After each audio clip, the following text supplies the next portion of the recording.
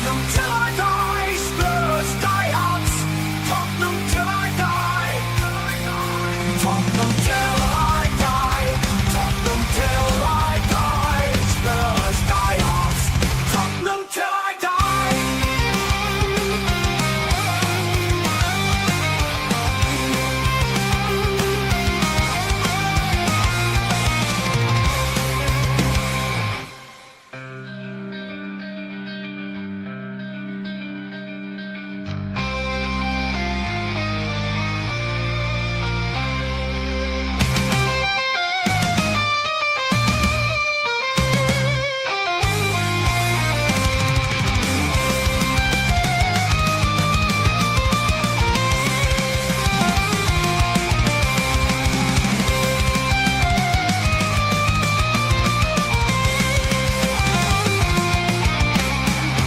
Tottenham till I die, Spurs die hard. Tottenham till I die.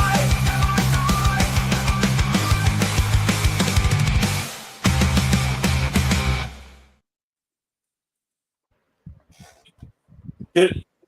Sorry about that. Good evening. Welcome to the Sunday edition of Spurs Diehards, TTID, Tottenham Till I Die. Welcome everybody in the chat. No doubt people will be go along. Let me introduce our guest tonight. Tom will be joining us shortly, but bottom left of the screen, Callum Stubbs. Good evening, Callum. Evening, mate. Evening. I have finally arrived. I am sorry. I'm off the back of another podcast and trying to do a pasta bake in the middle of it. So I am sorry about that. Yeah, no, don't do it again. So a yellow card for Callum. Stephen Silver from the United States, stateside footy. Good evening, Stephen. How you guys doing this evening? You know, shoot, I always forget you guys are 5 hours ahead, so it's not this afternoon. It's this evening. Hope you guys are doing well, man. It's even getting dark now. And partner in crime, Adrian. Good evening, Adrian. Evening, all evening to everyone in the chat. Good evening to the 30 odd that are viewing us at the moment, and those of you in the chat. Yeah, I'm fine. I'm looking to getting into what we're not doing in the transfer window. Yeah, well, we're going to get on to that. Tonight is a very much a transfer special. But let's talk about who's in the chat. We won't spend all night on this. But Chris Peters, evening, Chris. There's a couple from us. Graham's in the house. Yeah. Big up, Brian. Jack, good evening, Jack. Yeah, I said we were waiting. Regular as well. Jack's a regular. Big up, Jack. Here goes Mr. Ronnie. We're not signing any top players. We'll find out about that. Tom says it'll be 5 minutes, so that won't be long. Nita, good evening, Nita. Great to see you. And that's it. On chat from someone. Sounds like they've got the wind blowing. It's you, Callum. Yeah, sorry. I do have a fan sitting right next to me. It's too bloody hot where I am at the moment. It's 30 degrees, so I am roasting. It is not being turned off, I'm afraid, mate. Sorry. You might need to put your mic on mute. Talking. That might help us. Tonight's show is the latest transfer rumours. I think, as I said last night, the natives are getting restless with the lack of action. But Callum, you brought me a piece of information earlier in the day that earlier in the transfer window, Liverpool made inquiries for Romero, Ben, Kulu, and Udogie. What can you tell us about that? It was one that I got past a couple of days ago where it was only tentative inquiries before they went out and signed Kirkes and before they sort of got their centre-back settled. But they asked about the conditions of the deal, and there's a chance that they may resurrect the Elise van der Ven or Romero one next year, to be honest, because obviously Konate's out of contract. They haven't agreed a new one, and they do rate them very highly, to be honest. Kulu was before the Wirtz deal, but to be honest, quite a few clubs in the past have inquired about Kulu. We've had Man City about 2 years ago and last summer. Udogi's very highly rated by a lot of other clubs as well. And we know how class Van der Ven and Romero are, but in no one's terms, they got told they was untouchable, as we did for Romero with Atletico Madrid this summer at least, unless they was going to pay top dollar, which they weren't prepared to do. Yeah. Good evening, Tom. One of my regular partners in crime on this show. Tom, you're a little bit dark, Tom. That's all I'll say. Oh, well, I was just going to say, I'm just scoffing my dinner, so I'm going to turn my camera off, but I am here. So when you need me, shout me, and I am listening, and I will talk. Good. Stephen, let's bring you in on this then. Are you a little bit surprised to see that Liverpool have made inquiries for so many of our top players? Not at all, right? I think it's Liverpool's. I think Liverpool's at that position right now where they're trying to dominate and take over the world, right? So, nobody's top players are necessarily off limits considering the way that they do their transfer business. But I'm not necessarily surprised to see Romero and Van de Ven's name being inquired, even though that Liverpool's Dutch center back just signed an extension, right? The idea that the next wave could possibly come in alongside his battery mate with Romero as well too. It literally does not surprise me. But that I would think Tottenham are in a position where they probably can't afford to let any of these four players go at this stage, right? I would just probably assume that it's going to be the same answer across the board. I think they'd be right if those players would go. But maybe Adrian, with the exception of Cuti Romero, who, if he doesn't sign a new contract, we'd probably get maximum dollar for him now, and even more maximum dollar, if I can put it that way, if we sold him to another English club. Well, the only way I see Romero going is if we're getting like an exchange plan or a swap deal. Even far left field, 1,000,000 Romero to Real Madrid, and we got Rodrigo. I think some fans would suffer that. That's not happening, though. That's not happening, is it? Just looking at the players' contracts at the moment here that I've got here on banners, always keep them there because someone usually asks how long the player's got left. Kulusevski's 2028, so we know Romero needs to sign now. VDV's 2029. If any of our players leave, it will be at least it will be for top dollar this time, not what they've used to been going for because they've been poor quality players. So yeah, and look, there are. If you lose a centre back, there's plenty of good centre backs out there. Plus, we've got a lot, and our others will have done a year now on their loans as well, so they might come into the equation. So it's a long way off to talk about that. I don't see any of these players going. I mean, Kulu's injured, Udogi's injured, Romero's the only one who could possibly go, I suppose. But I just don't see it. I don't see any of these going this year. Next year, who knows? A lot can change in the season, so who knows? Back to you. Well, wouldn't it make sense to get rid of Romero after the completion of this upcoming season? I mean, he's got 2 more years left, right? Wouldn't the maximum value be with 1 year left remaining on his deal?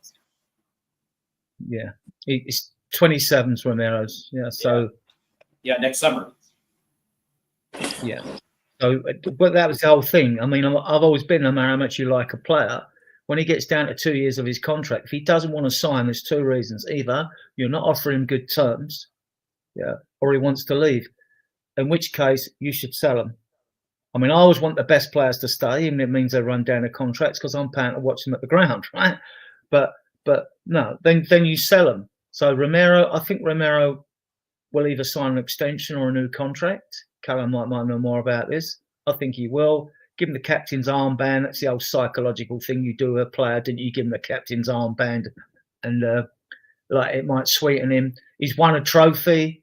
So he's won trophies everywhere. He's got nothing to lose by staying for another season. It's still, I mean, we still know the European clubs are skint. Most of them, even the rich ones, are having to sell before they buy. So I don't see us under threat of having any of our players, the ones we want to keep, going. Right. Let's move it on. I just thought that was an interesting way to start, but we are going to talk about the latest transfer rumours and the latest information that we've got. Callum, there's been talk for the last couple of weeks that we were still able for another 2-3 players Yeah, still the case at the moment. They definitely still want at least two. I think that we sort of there's sort of a lot of links, isn't there, at the moment? But it seems to be the main. Yeah, I'm going to go through the players one by one, Callum. So don't necessarily need to talk about individuals at the moment, but yeah, just talk in general terms, and then we'll start talking about the kind of players that we might be looking at. Yeah, so I mean, we're looking at between left wing, centre attacking mid, a versatile forward. So that's probably two people for them positions. Obviously, the left back stuff has gone very quiet, and Frank did an interview on that today, saying about his sort of context, what he sees in that. And strange one, but the centre back seems to be a top level option at the moment. And I know, like you said, we'll cover players, but it's an interesting theory. So either it means that Dragu's out injured longer, it means that a loan could be there for Vuska very soon, or it could just be the style of play that he's trying to do, where potentially a versatile left centre back and right centre back could be an option to play in this sort of free and transition line, with them being sort of to cover both sides of fullback, but in a more defensive style to an attacking natural wing back. Let's put it that way. So yeah, I think 2 to 3 to cover them at the moment. Yeah, Stephen, would you, if that was the window? I mean, I won't mention names, but two quality left and centre midfield players and another defender on top of, Tell, Dancer, Palhinha and Kudus. Would you say that was a good window? I would go more than say that it was a good window. I think for, considering the context of this club over the course of the last 15 years, I would say that would be a phenomenal window. If we're able to get at least 2 more quality players over the line before these last 3 weeks, but that is my biggest worry, right? 3 seems like it might be stretching it, just considering we only have about 3 weeks left in this window, and there has to be a lot of ground made up, right? My biggest issue is the fact that we wasted time waiting for the conclusion of working Gibbs White. Now we're all of a sudden feel like we have to regroup now and try to put our best foot forward. That being said, I don't necessarily know if another center back in the rotation is as important as an attacking midfielder or a left winger at this point. I would probably try to isolate those 2 positions, considering the depth at those positions, and there's an absolute vast need of upgrades at that. But that being said, if they're able to get one over the line, a center back over the line, I would probably assume that would just be icing on the cake, right? Yeah. Adrian, how do you feel about this? I mean, good window, bad window, if we can get, we'll talk about the specific players. We've got Kudus and Paulina in. I mean, the only time we brought in 2 players that we found out what quality afterwards, what we didn't know about, was when we brought Kulusevski and Bentancur in. That's the only time we've done it. And we signed Danso full up. So to me, it's their best window under Levy already. We all want more. We know there's still holes in the squad. We still need quality depth in the squad. And we've got the centre backs, to add to Callum's words. I mean, it could also be that what we don't know is that there's concern about injuries to Romero and VDV. I don't go so much with the back 3. You can switch to a back 3 in games when things aren't going well. But look, we're seeing in pre-season, every game has been 4-2-3-1. He's not going to suddenly change to a back 3. Now, I'm not saying when things don't go wrong in a game, you have to try and tweak things a bit. Then you could switch to a back 3. If he's doing that for an option, he gets the centre back in. I get what Callum's saying there. But I don't think you're going to see us mainly play 4-2-3-1.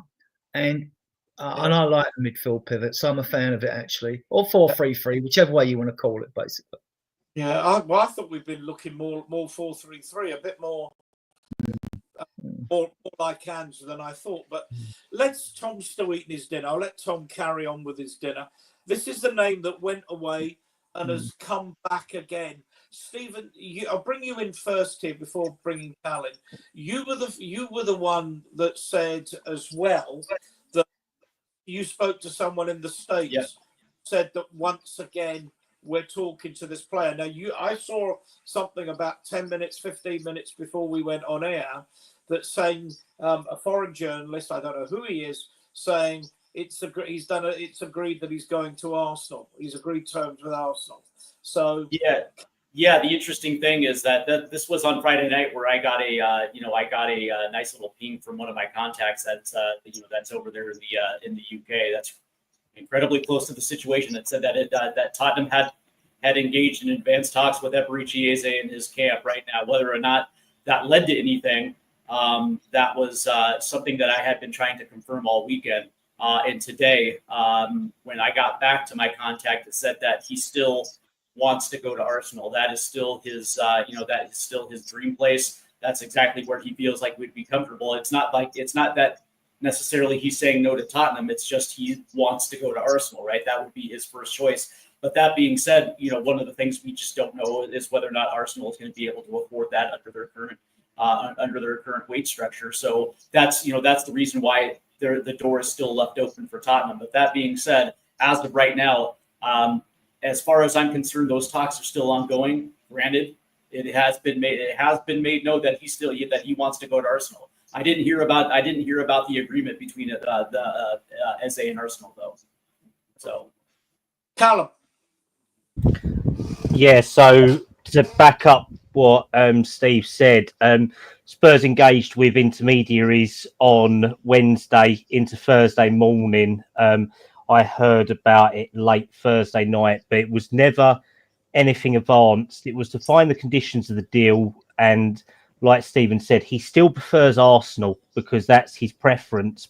But there is still people at Spurs who like him, and he does have fans. And I mean, the person who's been reporting it is Sebastian Vidal, who is absolutely shite source, to be honest, because it's just regurgitating lots of other stuff and it's ping-ponging between Spurs, Arsenal and everywhere else.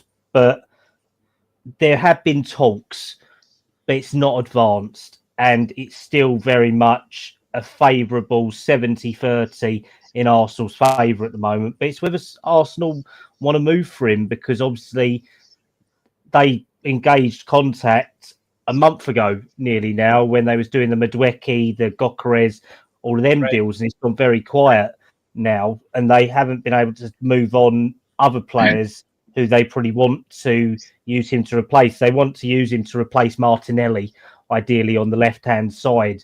So they have work to do, and Spurs could move for him, but I don't think it's a surefire one. I know me and Ian, we've been speaking the last couple of days about different options we've been hearing, and I think there are probably more higher targets on the list at the moment. But it's not a dead one, but it's not a positive one at the moment. Callum, I don't believe we were in for him. And as much as I would like the player, I don't believe we were in for him, because if you just look back, we were going for Morgan Gibbs-White. Maddison wasn't injured, right? And we were looking elsewhere. The player will know that. This is the thing, if they think you weren't their first choice as well, the player will know. I don't think we were that hot on Eze at all. We didn't go for him beginning of last season. We didn't look for him now. So I think, I don't know why. I don't know why. He's an excellent player, but I just don't think we're interested in him, to be honest with you. A lot of stuff died with Ange on Eze. That was the start of it. Ange wanted Eze, but the deal wasn't possible last summer because they already lost Elise to Bayern. But a lot of it was Ange driven, and then Frank wasn't very keen on it. But they're revisiting it now because of the 10 situation and the options that are now available after the debacle with Morgan Gibbs-White, and it's kind of very fucked up at the moment. Let's put it that way with 10s. I don't think we will move right now, but maybe if other options aren't looked at, then he will become an option, because I don't think we've got any other choice. Tom, well, I'll come back to that, but Tom, I do want to bring you in. Eze is exactly the kind of player we want, though, if not him specifically. then someone who can do the job that he does, holding the ball, moving the ball, driving into penalty areas, plays left or plays central. I mean, if you can't have Eze, you'd want to clone him, wouldn't you, for what we need at the moment? It's difficult because I did kind of say beforehand that before we ever got linked with Morgan Gibbs-White, I actually said I think Gibbs-White would probably suit what we need better than Eze. Where Eze does suit what we need at this present moment in time, and it's probably what suits Daniel Levy at this present moment in time, is that he's a bit of like kills two birds with one stone in the fact that he can play central attacking midfield and he can play left wing. So why buy two players when you can buy one that could cover the two?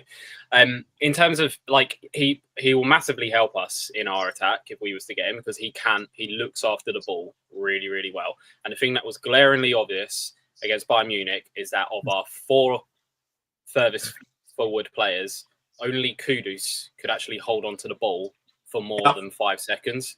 Richarlison couldn't hold on to it, kept losing it. Johnson, I don't even think he got the ball. But even if he did, he couldn't look after it. Pape Matar is not a central attacking midfielder. He is very much a player that needs the game in front of him and him running onto it rather than him receiving it with his back to everything. So he and you're killing like what makes Sarr a good player by playing him in that position. Of course, at the moment it's a needs must. Eze obviously fixes that because he can play in that position, and you might find if you put an Eze in there that you would see an improvement from Richarlison, because now he has a person that he can run off and make runs in behind. You might see an improvement in Johnson because he has another player who can pick him out. So, yes, I do think he does help us.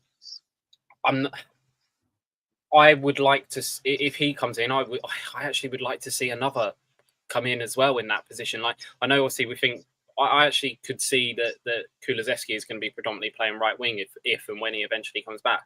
Madison's not going to be back all year. Let's face it, he's not going to play this season. So you need to just kind of rule him out of your squad, as expensive as that might be to Daniel Levy. So if Eze comes in, then I would like to see another player come in, even if it's a younger player that can play that position as well.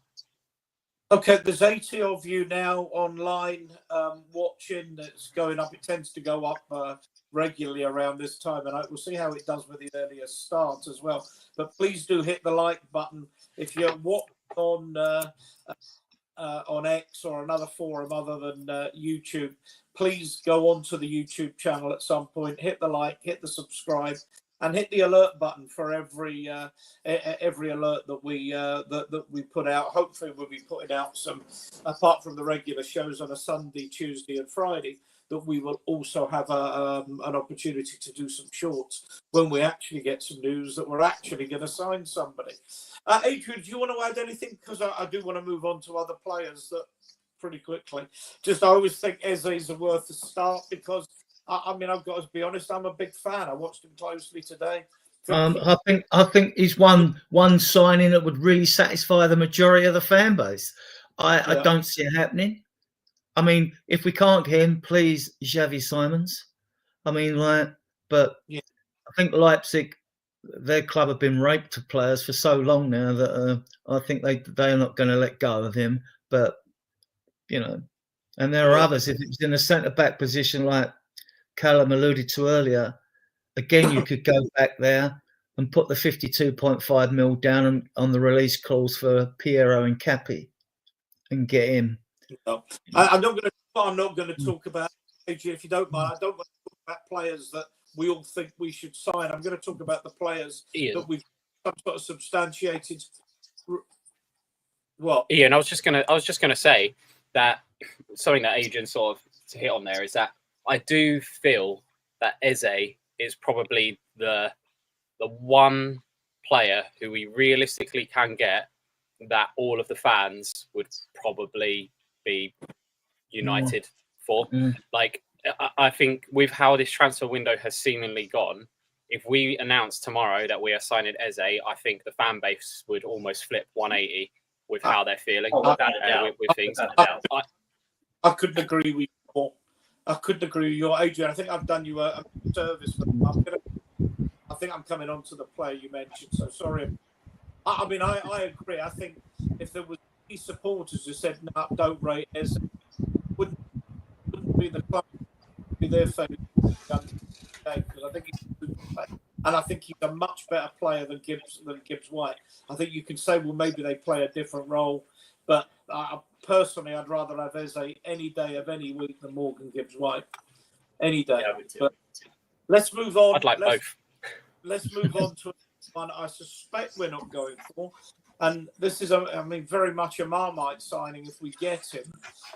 Callum, I'm going to bring you on probably first on most of these because you can at least tell us where we're at with them before I ask the rest of the guests their opinions. So, Grealish to Everton appears to be the front runner again. We always seem to be second favourites for players at the moment. So, where are we with this player? Because again, he would seem to fit a role for us in terms of either being able to play left or central. He's quite similar to Maddison, who I agree. I don't think we'll see again this season if we see him at all in a Spurs shirt. Got a bit to prove. Callum, over to you. Yeah, this one I know Spurs officials put in a call to City about a week ago now, so it would be last Sunday, Monday. They asked for the conditions of the deal, and realistically, we got told a big loan fee and a big wage contribution, i.e., between 250 and 300, and it doesn't make sense to the club to make two loan players our highest paid players at the club now for Son to come in. Spurs are looking at paying about 180 of Grealish's wages, and Fenway Group are prepared to do 250 for it. So it's more that City are looking at that more as the option for them. I do think Grealish could do a deal or do a job for us. I think, though, that Everton probably suits him more because he's quite comfortable in sort of the Midlands to the northeast, northwesterly area of the country. So he's kind of settled up there. So I don't think it'd really work for him to come down south, to be honest, either. So I think that's a dead lead at the moment with him going to Everton. Yeah. Stephen, he's another player, isn't he?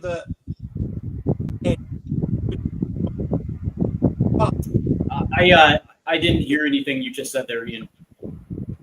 I think your mic cut off there, Ian. Say that again? I said I think your mic may have cut off there. I didn't hear what you said. You didn't hear what? Oh, sorry. Yeah, I said he's another player that could do a job for us that we don't appear to be close to getting. Yeah, and the other thing that I want to point out here is because and this has been a trend now over the course of the last 3 preseason games where defenses have overloaded the right side to take Kudus off the ball. And now that we don't have another 10 pulling the strings underneath, the fact that we're relying on Brendan Johnson on the left-hand side is creating even more problems, right? So at least with a guy like Jack Grealish, who's good on both sides, essentially good on both feet, is able to, create his own space and put balls in the box, would actually alleviate some of that pressure of overloads on the right-hand side, right? So, I mean, that's kind of, as far as I'm concerned, man, that kind of goes without saying. But that being said, I still think, from the standpoint of the fact that it's a World Cup year, and I would probably assume that Jack Grealish is probably as motivated as anyone that's probably on the periphery of Thomas Tuchel's World Cup roster, that he's probably would be motivated to come to a team that's got Champions League play.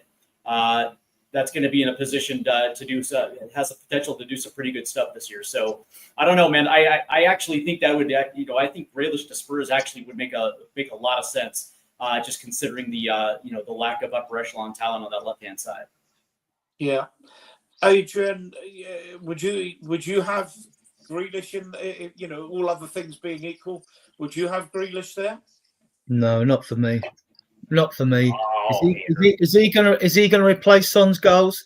I've banged on podcasts for over 3 seasons now about a front three got to score goals. If you need 86 goals, won the Premier League this year. We scored 86 in 16-17. We finished second to Chelsea, scoring 1 more goal than them. Still didn't win anything. And now we're looking to bring in players that don't score goals that play in the front three. And all the fan base has been moaning about is our front three lacks goals. He's good on the ball. Sometimes, no, he's very skillful. He's a very good footballer. I'm not saying he isn't. Sometimes I think he holds on the ball too long. How many goals does he score? And I know he hasn't had a lot of game time at City, so that could be the thing. But I want wingers that score goals, and a good winger gets you 10 league goals a season if he plays all the league games, which they don't nowadays. But a 1-in-4 ratio is always considered to be good. Salah and Sonny smash that because they're 1-in-3 guys, right? Which is phenomenal, right? But not for me. No, not for me. How is Kudus going to score goals if he's constantly if defenses are constantly overloading that right hand side and taking him off the ball, right? That's the whole point. Well, it would help Kudus if like the likes of Bayern, that they know that he's the only threat. They stop in and they blocked off our left hand side. They just blocked off. It was too easy with Johnson out there. So because the balance of the front three is not right, the blend of the threes, and Frank will learn that. I would have thought he would have seen. I'm going off on a tangent now. I would have thought he would have seen Johnson on the left when he played underage, and it didn't work. Johnson doesn't work on the left, right? So anyway, on to the Grealish. Look, I like him as a footballer. There's no question. There's lots of skillful, good footballers out there, but you're going to be a creative influence. Kudus is going to be a creative influence. So Solanke's going to score us 40 goals, right? To make up for it. It's not going to happen, is it? It's not going to happen. So, I mean, why aren't we looking at wingers that score goals? Tom, let me bring you in on that then. So, there's one thing that's just come up, a bit of breaking news. Tom, you're pretty good on your players. Tony De Winter rejected a move to Tottenham, joining AC Milan instead. That's from Fabrizio, who's usually pretty reliable until he goes, here we go, MGW to Tottenham Hotspur. But, well, any thoughts on that as well? Tony De Winter, he's kind of a centre-back that can play defensive midfield. Belgian, I believe. Good player, but I'm not gonna cry about that one. He's wanted to stay in the Italian league. That's fine. The one thing I did say and posted on some of my X account and stuff earlier is that AC Milan seem to be spending a lot of money in the last few days, almost as if they're selling one of their top stars for a high fee. But whether that's to us, who knows? But Leao, yeah. But in terms of Grealish, I completely understand what Adrian's saying in terms of we need to replace goals and stuff like that. But, Kudus isn't the biggest goal scorer either. He's not scored like masses of goals. Like Solanke, his best season, 19 goals in the Premier League. Obviously more than that with all competitions and stuff. But so I completely understand that, but you have to have players on the pitch that, one, can create things for players to be able to score goals, and two, to take attention away from other players as well. The one thing that Grealish does do is he looks after, like we were saying, Eze looks after the ball well. Grealish is phenomenal at looking after the ball. And the other thing that Grealish is phenomenal at, which would lean into a Thomas Frank kind of play, is he is brilliant at winning free kicks. And you're talking about how do we replace goals? How many goals did we score from set pieces last year? Not many. Not many. That's going to be a big upturn this year, is how many goals we score from set pieces. So that is going to help replace some of the goals that we are missing. However, I do agree we do need to get some players with some more goals in them in the thing. But hopefully Solanke can stay fit. Hopefully as well, Solanke and Ange's system was playing a bit of a role for everyone else. He was dropping deep to facilitate and creating space to facilitate Johnson coming in at the back post. Hopefully in a Thomas Frank system, he's going to be much more of the person who's right at the front of things. He's going to be the guy in the box. He's going to be the one who's going to be scoring the goals and stuff. So I think, there's definitely, I think we'll see Solanke score a lot more goals. I think, Kudus will obviously chip in with some. I think you'll definitely see our defenders scoring a lot more goals this year in terms from set pieces and stuff like that. But I also think, Tell, I think will score a fair few goals this year. I think he'll get into it, and who knows with so many others. But I wouldn't mind if we can't get Eze, then I wouldn't mind getting Grealish in. But again, if you get Grealish in, I'm still expecting us to get another either attacking midfielder or a winger in on top of that as well. I've got names, but let me put another scenario quickly to you, or very quickly, and that is the way that Frank sets up. We are not going to concede anywhere near the number of goals that we've been conceding, or we certainly conceded last year. And it seems to me that there's going to be a lot of 1-0s, 2-1s to the Tottenham. We're not going to go out and steamroller many teams, but not many teams are going to steamroller us. I know we got a tanking from Bayern, but we don't play Bayern Munich away every week. So does that mean we need to score less goals? No. Anyone? No, and Tom makes a good point about Grealish holding the ball up, because the Bayern game, one, they got a world-class attack. You got Kane, Diaz, Eloise, and Coman. You know, I mean, and be fair, they're a much better side than us going in, and we're in there, we're uncooked as far as that goes. And Frank, I still think if you play Johnson on the left to give Kudus his place on the right, I'm worried about the place in the middle because Solanke wasn't playing as well, which I'd expect him to play Wednesday. He's still, he's still tinkering. He's doing a bit of tinkering at the moment, isn't he? So I think he'll have learned something from that. We're all right, back seven, any back seven, two pivots, four at the back and a goalkeeper. We're all right. I mean, people criticise each of the goalkeepers, but there's no one else out there that's available that's better than them. Yeah, so it's the front three that's pants at the moment. The blend of front three hasn't worked, so we need to fix it, and we need to bring a striker in. We need to bring a striker in and a left winger in. And I know I've watched videos and watched wingers out there that fans would scream if we brought any of them in. I mean, I posted one today, and this kid looks the real deal. But, I think the pressure's on the club to bring a name in, like Leao or something like that. You know what I mean? So, but will it happen? I think we'll bring quite a couple of quality players in, definitely. Maybe 3 by September the 1st, but wait and see. Let's look for another one, Cal.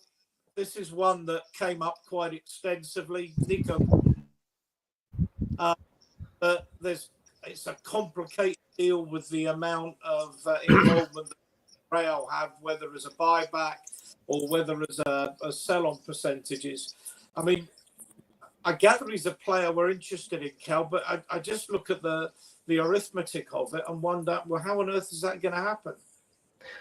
Well, let's put it this way. Only Spurs could choose to negotiate with 2 clubs over a bloody transfer deal, couldn't we? The fact that we have to negotiate with Como and Real Madrid, because Real have a 7 to 8 million buyback clause, they have a matching clause, and they have a sell-on clause as well. So literally, they've got 50% sell-on, a matching clause to whatever a club puts in, and then they've got their own buyback clause. So literally, we've got to negotiate with Como to see what they want, Real Madrid if they'd reduce their sell-on clause, and to make sure that they're not going to activate either a matching clause or try to buy him. So, there is definitely interest in Paz. He is a good player. He had about 20 goal contributions, I think, in the Italian league last year. So, I think he's in the Italian league, isn't he? With Como. Yes.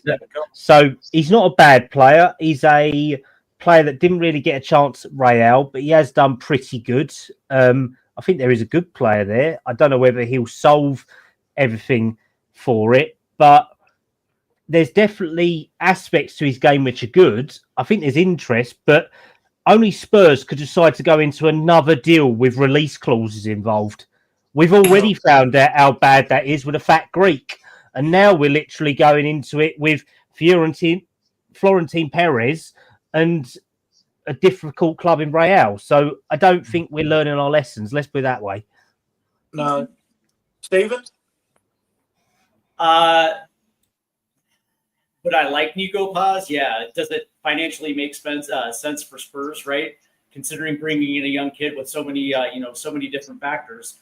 right? The idea of bringing in a young talent like that is not, it's not necessarily for the here and now. It's also when you eventually move them on, right? It is the worth in which you sell that player 4 or 5 years down the road. But the reality is, I would probably find it hard to believe that Real Madrid would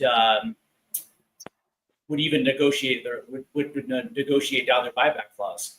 It sounds like they're more interested in keeping them out on loan than actually selling them, right? So for everything Callum just said, which is 100% correct, on top of the fact that we're probably going to have to pay, a fee on top of everything that goes with it. It just, for me, it just doesn't make too much financial sense. That being said, he's a hell of a player though. And I actually think he actually fills fills one of our holes actually quite well. The worry of bringing in players that play in the Italian league to the Premier League always gets me a little sketchy. But this, I actually have a feeling that this kid actually could come in and not have to worry about the physicality or the speed of the Premier League. Yeah. Does anyone know or have any information? The chat can join in with us as well. If Real actually want him back, I mean, obviously they can use it to fleece us. Yeah, we want him back. Well, you Spurs want to pay 50 million. You got to pay us 25 million to take him away. But right, you look like you wanted to come in there. Yeah, well, yes, they do want him back. Basically, you don't put a player to a club with a 7 mil buyback clause this year and a 9 mil buyback clause the next year if you don't want him back. Especially then also have a 50% sell-on clause and a match the offer. So that's why, like, Como, and also you're saying Real Madrid are a difficult team to deal with. Como ain't going to be easy either because Como have some of the richest owners in the world, and who want to be dumping shite tons of money on players. So they're not exactly going to be. That's why they're kind of thinking, oh, we can make a big ton of money here if we can get the clauses out from Real Madrid, and then we can sell him on and blah blah blah. If we wanted him that bad and Real Madrid don't particularly want him, then surely what Levy should be doing is going to Florentino Perez.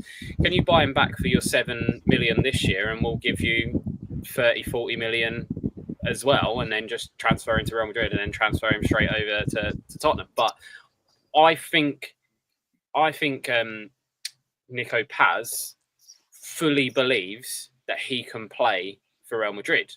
And great, that's the kind of players we want to be linked with, right? But 100%. To be honest, I just think he is so dead set on that he's going to play for Real Madrid, which is why he was happy to go to Como for such a low buyback clause and stuff like that. I just think it's dead in the water before it's even started, to be honest with you. However, bloody brilliant player. Right. Adrian, before I bring you in, I'm just looking at the chat. I want to say hello to a couple of people. And if I've missed you out, it's nothing personal, just... it's gone. It's been and gone. Rudolph, good evening to you. A contact of mine and Callum's for information. We've got royalty in the chat tonight. I mean, this guy's like a legend. Let's put it that way. So I mean, big up Rudolph to you, mate. And we've got Callum, Sheldon and Jack as well. A couple of mates of ours in the chat. Callum, you said he was a legend in his own mind. Is that in his own right? Sorry, in his own right. Sorry about that, mate. Sorry, Rudolph, as well, mate. Sorry. Yeah, I'll say Peter Kagaias, my old mate, 6:50 in Melbourne. Yeah, always have to get my my time from Melbourne. And Nigel, good evening to you, Nigel, as well. If there's a few of you I've missed, I'm really sorry. I'm trying to avoid spending, I did last week, too much time on the chat. There's 117 of you on, so please hit the like button if you're on X. Pick up the YouTube channel and hit the like button, hit the subscribe button if you're not already subscribed to us. Adrian, before I move on from Paz onto the next one, a player that you're keen on, any other comments you want to add to what's been said about the complications of this deal? I just can't see it happening. He's a good Argentinian young player. He's international, isn't he? I mean, I like him. I like what I've seen of him. You never know if foreign players are going to work in the Premier League. That's the gamble you take. But then you have to consider, I agree with what Tom said, but Real Madrid, they always find a way to get a player when they need the money and all that, but it's usually like by selling someone here and there and whatever. And like they are still cash strapped, as are Barcelona and a lot of the big clubs are out there, because they've been profligate in the past, they've brought it on themselves, right? So, but now I can't add anything else. I mean, I'd like the player. I would like him. I'll take him over Grealish. Yeah. Okay. Let's go on then to the Leicester boy, Bilal Kanous. I think that's how you pronounce it. Adrian, I'll start with you. He's a player you like. I don't know. F all about him. Oh, okay. There you go. Okay. Callum, the trouble is this to me sounds far too second division. And I know he's in the second division now, or what was the second division. But it just seems to me that compared to the names we've been talking about, this guy doesn't move the needle the way that a lot of us think the needle needs to be moved and should be moved. And yet somehow he still managed to score a wonder goal against us at the Lane, didn't he? So, I mean, literally, he's a good player. I think he sort of fits that lower end age sort of talent profile, but I think there's a good player there, to be honest, and he is achievable. He is about 26 million. I know that a couple of mine and your sources have said about Ian. I know that Ben Jacobs has said that we're looking at it. The problem is that the only other club looking at him apparently is Leeds. And that's what's got everyone scared, I think, because you think, oh, they've just come up, so we're in the same shopping basket as them. Well, no, these players have all been on Spurs' lists for a long time. It's just who's readily available on that list and what's the priority level. So, no, I think he's someone who can play sort of not up top, but can play left wing, right wing, and a 10 if you want him to push. But I think there's a good player there, to be honest, but it's no more than interest. There's no active talks or anything like that. It's just that we know there's a release clause there of about 26 million. But I think if we did move for him, it'd be another scenario. You'd still move for someone else. Let's put it that way. It wouldn't just be him. But before I bring you in, Tom, just something that's come up on my X. I think it might actually be in Rudolph's group. Mason Melia today he plays for St. Pat's, doesn't he, in Ireland? Yeah. Sligo Rovers, man of the match, 2 goals, 92% pass accuracy, 100% successful take-ons, 100% successful long balls, 100% tackles won, 6 to 9 ground duels run. I mean, that's Roy of the Rovers stuff. This guy is shit hot. Let's put it that way. And the fact that we've got him for less than 5 million, I think that he's pushing 21s already, maybe even first team as a backup striker. So no, we've got a really good one on our hands. I won't say straight away, but definitely a player who, even if he don't make it, will make a hell of a lot of money on. Let's put it that way. He's got a great touch and he's so skillful. For a forward in his position, he's so skillful. Must watch a bit of it. Tom, you seen anything of him? Sorry, who's this? The Melia or what is? Yeah, Mason Melia from Mason Melia. He's only I saw that he played in the Europa League or the Conference League playoffs and stuff like that. I think it was Europa League. But yeah, I mean, great pickup, good buy. But we also thought that with Alfie Devine when we got him, right? So, and he was punching above his weight and stuff. He was a 16-year-old or 14-year-old, that was playing for the under 17s, under 18s at Wigan and stuff like that. So you never know how these things are gonna develop, but you'd rather have him than not, right? So yeah, good thing. To the player who is on the screen, El Kanous. So as I was saying earlier, we get an Eze in or be it a Grealish in, this would be the other player that I think we should be absolutely getting. And I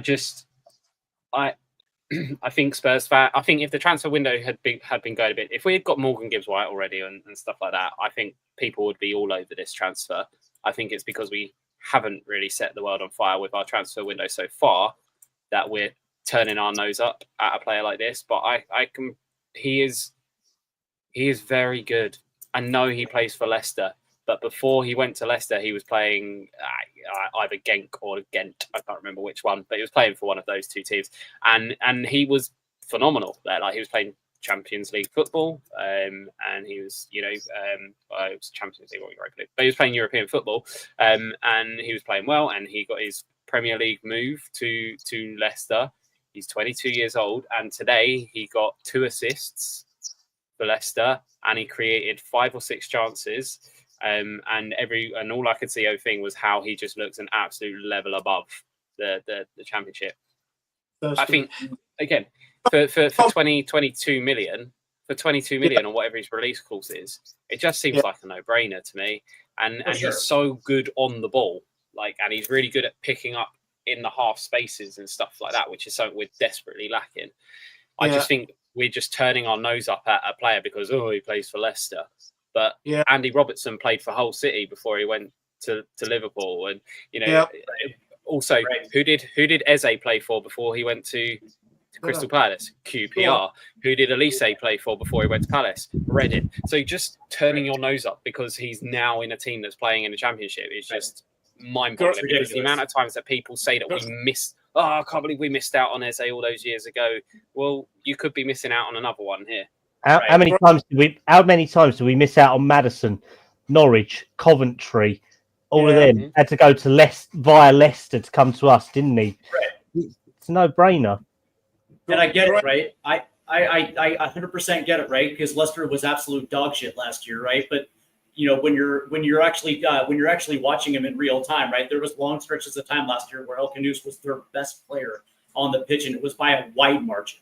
And the fact that he plays multiple positions, but by the way, not only is he good on the ball, but his actual weighted touches are absolutely brilliant, right? That's actually I would not hesitate to actually make that move, considering we have 2 massive holes and one right now. As a matter of fact, Adrian, I know that you've been harping on this, that you like the 4-2-3-1, you like the double pivot. Well, that formation can't work unless you have somebody that's good on the ball pulling strings, right on top of that double pivot. It just does not work. That formation will collapse unless you have a dude who is comfortable on the ball, who can actually deliver, firm passes into the box. El Khanous is that guy. He is that good. Okay, Tom, did they win today, Leicester? Because they were 1-0 down when I looked, and then I started preparing the show and I took off. I'll be honest, I can't say 100%, but I imagine so. They won 2-1 in the end. So that's I did watch Southampton versus okay. Yeah, 2 assists for El Khanous today. Yeah. Okay, 2 assists, 2 goals.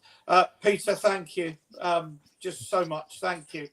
My friend in Melbourne always gives me the time checks, always supports the channel. Great guy. Until England played them in the Ashes, and then he's you know what. David sorry, Peter, I don't mean it. My son is a Leicester City season ticket holder and was down there today. He played well today. He has no ceiling. He has far more ability than Odebear or Tell. He has a high ceiling. Yeah, okay. I mean, look, that's fine. I mean, that's if that's where people think he is. I mean, I personally think Odebear and Tell both have high ceilings, and they're both still young. They're both still 19. I mean, Odebear higher than Tell. They're like 3-year-old horses, still filling out and what have you. But anyway, look, if he's that good, then yeah, let's get him in. Let's move it on. Cal, that was one that we were talking about earlier. It seems like, if we can't get anybody else, we'll get Kobe Mainoo. But Mainoo from Man U, apart from it rhyming, does it have anything else going for it? Purely interest, to be honest. I think that when we were looking at conditions of deals, a lot of them are just unfeasible. I mean, we said we'd pay about 40. They was rating him more to 70 or 80, to be honest, like what they're trying to do with Garnacho. So it's one of them where it's a very good player, could solve options, but I think kind of the role that he was being looked at for more been at least sealed for the meantime with Paulinho coming in, to be honest. I think the Paulinho deal has sort of settled stuff down in the midfield or the lower end of midfield, at least, with knowing that Archie Gray and Bergvall can learn off of him. So I think that Kobbie Mainoo would be one. I don't think he'll be looked at unless an opportunity came up where we'd have like easy money to spend on it. If you're talking 80 million, I don't think United actively wanted to sell him. I just thought they saw him as a sellable asset. And that I know people say, "Oh, well, that means they want rid of him." No, it's just they see him as an easy way to generate PSR money because somehow they've managed to sack the dinner lady, sack the receptionist, and all the club staff, but they've then still got £250 million worth of players in and all that when Radcliffe said they was going out to do it. Yeah. So no, I think he's a one that Spurs appreciate more than anything now, to be honest. Yeah. Stephen, let's bring you in. I mean, that to me, looking particularly after Callum says after the signing of Paulinho, with Bergvall, with Gray, with we still have Basuma still on this roster as well too, right? So for me, Kobbie Mainoo feels like it's a luxury buy. I think Callum actually hit it right on the head right there. Like if we actually had a free, a free $60-80 million laying around, we actually need to cover at that position. Yeah, I guess. But that being said, though, I mean, as far as I'm concerned, I mean, what has Kobbie Mainoo done to this point that actually warrants him bringing into this team right now? Up to this point, I mean, is he even with the two youngsters that you just mentioned right now? Is that the type of price you want to bring on a player worth blocking the development of those two potentially at that position? Yeah, I mean, you're gonna have to use Mainoo, which means you're not going to be able to develop either of those young players. And right now, I probably assume that the priority is to develop those two players. Yeah, Adrian, are you with us on this? That this isn't a needle mover in a position that we need to be spending any serious money on. He's a good player, got England games, and can't even get into the Man United midfield, which I thought was atrocious last season. They've gone for the experienced players. When you bring them in, it's hard to leave them out. If you bring a reserve player in and put him in, then the senior players are going, "Why is he playing over me?" You create a lot of unrest as well. So, not for me. He's 20 as well. Imagine our fan base, not another kid. You know what I mean? You think he's 20, 21 max? No. And I just don't see us doing business with Man City because of the Levy thing with the FAP against Man City. That's part of the reason I don't see us doing any business with the likes of Chelsea. There's reasons behind that. No, not for me anyway. I'd rather take the next guy you got on the list, but Yeah. Callum, you can maybe give us a little bit of information on this boy. We've been linked with him all summer, but there is mileage in this if the deal can be done at the right price. I mean, you talked earlier about two experienced, one young. This might be the young player that we want. Yeah, I reckon this one's got legs. We looked at him. Well, we've been looking at him for 18 months, to be honest, seeing how he develops. And I think there's a player in there. I think he was the shiny turd in a shit Southampton team last year, if, in all honesty, because he was a bright light in something that was just dross. He's no intention of signing a new contract with them. Their price tag of 100 million was just taking the mick. Yeah. If we're being realistic, he is probably about a 30 to 40 million pound player who would, if we was to make a move and they want 50 million, we'd go, right, do it for 40 and we'll loan him back for 12 months to get him game time. It doesn't solve something now, but it does something for the future. Because obviously Everton have been the ones who have made official bids for him. We've had discussions, and as David Ornstein reported, that they want either 40 million and a huge sell-on clause, or 50 to 55, and they want a massive proportion up front. I think the way that we could balance it is by offering them a loan back for 12 months, and he then comes in. Just before I bring the others in, Callum, we've still got a couple of players we want to loan out. I mean, would say giving them, I don't know what their situation is at central defence, but would giving them somebody like Vuskovic for a year on loan suit both parties? It gives them some strength up at the back, and at the same time gives it proper experience, championship level experience for another young player we've got a lot of hopes for. I think that it would have validity to it. I don't know of any active sort of English interest in Vuskovic. A lot of it is from mainland Europe at the moment in terms of where they are, and some stupid inquiries from Turkey, which got told to do one with most inquiries from them, because their transfer window don't close until like the 40th of September. But I think there is merit to it, but the player that we heard that Saints were interested in, or two players, was Callum Olosesi and Tyrese Hall, but they were more as permanent deals. Spurs weren't actively looking to sell them. They thought they had other players that they wanted to get rid of more first, if you get what I mean. So I think there could be an option, but Saints have a lot of centre-backs, and they are elderly centre-backs, but there could be validity to it. But I don't think he's not been actively discussed at the moment. And the other one that could be looked at is Scarlett. And to be honest, Scarlett interest has gone very quiet, to be honest, because there are reservations over him. Yeah, it seems I might ask Adrian. I know he's a Scarlett fan, but the fact is he keeps going out on loan and keep not doing anything. Tom, let me bring you in, though. You are obviously doing your daddy bits. Tyler Dibling, yes or no? Yes, if we do all of the other bits of business that we need to do first. I wouldn't be bringing him in and then that affects you getting your number 10 or getting your left winger or getting your centre back, if that's what it is, or anything like that. He is a good player, and I think he's one that could grow into an absolute superstar. And again, it's kind of like, if you don't go now, are you then going to be spending twice as much as what he's valued at now in the future if you want him in your team? But he's not a player that we should be worrying our time with at present, with what else we need to do.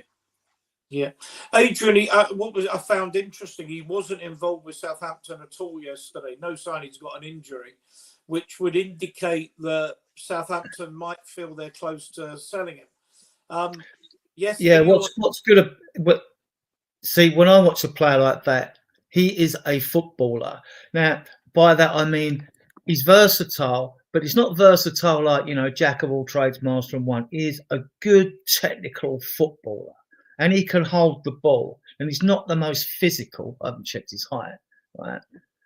He can play on the left, on the right, and in midfield, right? And he holds the ball up. And like Callum was saying, most of Southampton were like, he was the polished article amongst what was a very poor team, and shone, which is a good sign for a young player.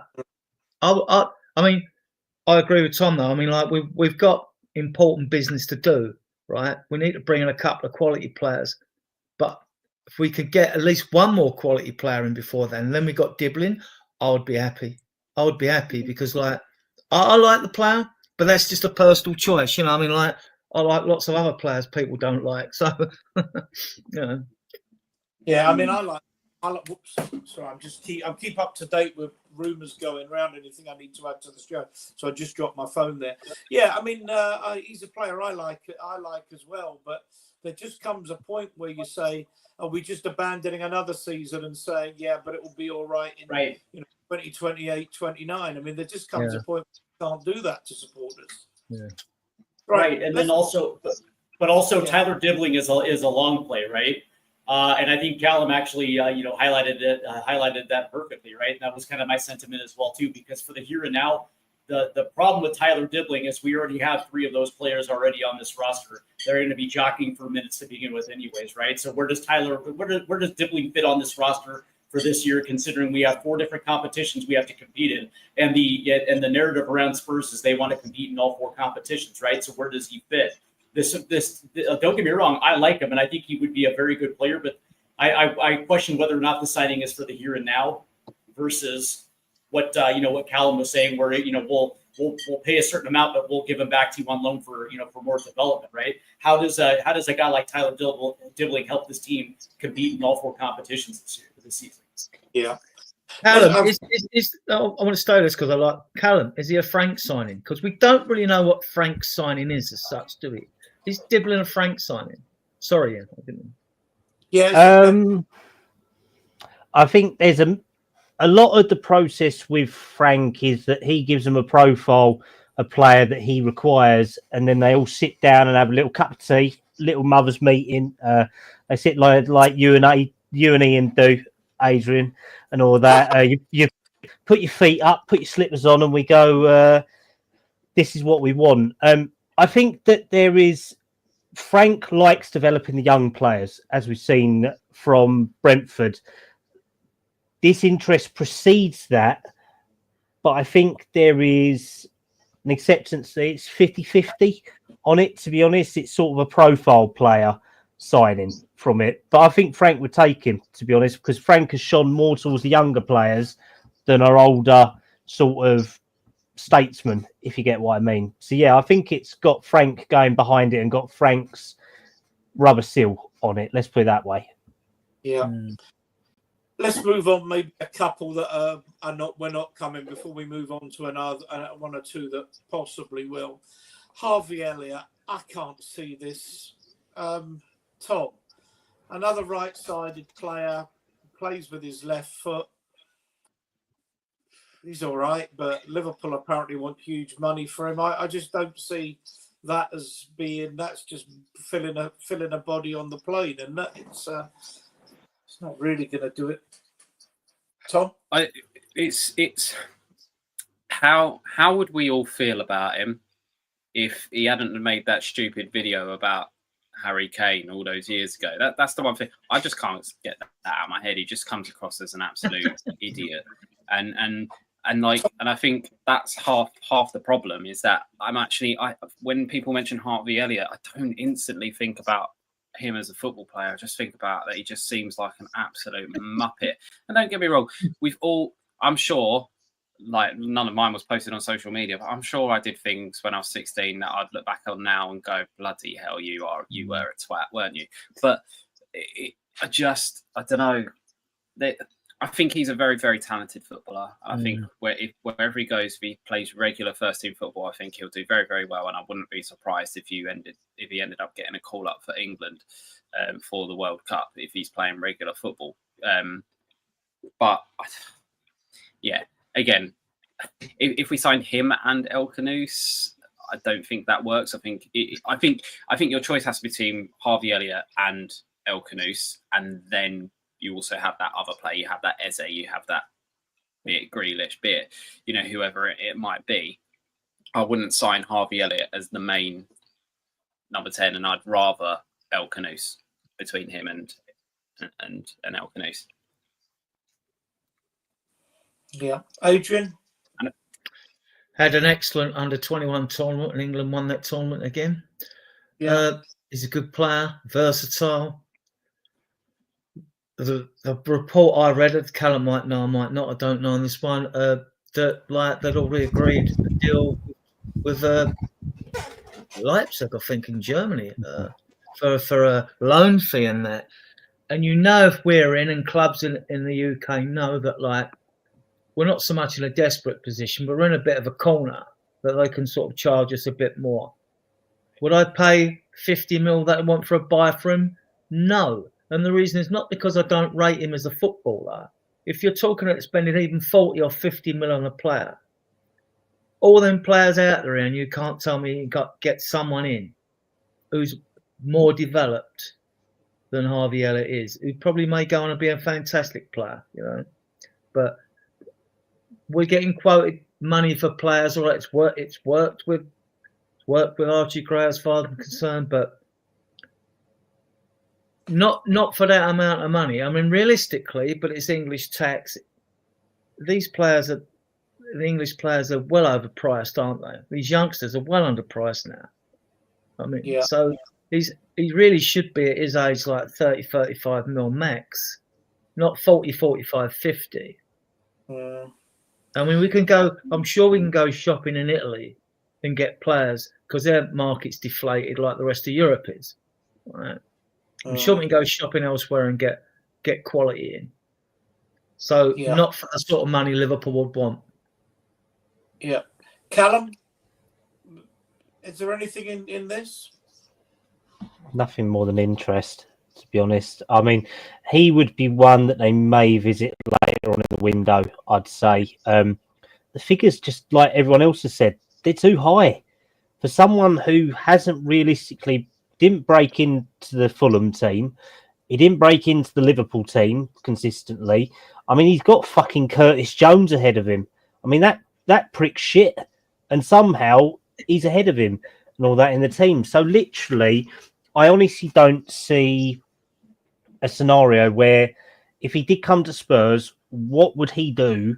Because he predominantly plays on the right. So we've got Kudus and Johnson there. He doesn't really play as a 10. And if we're going to spend 40 or 50 million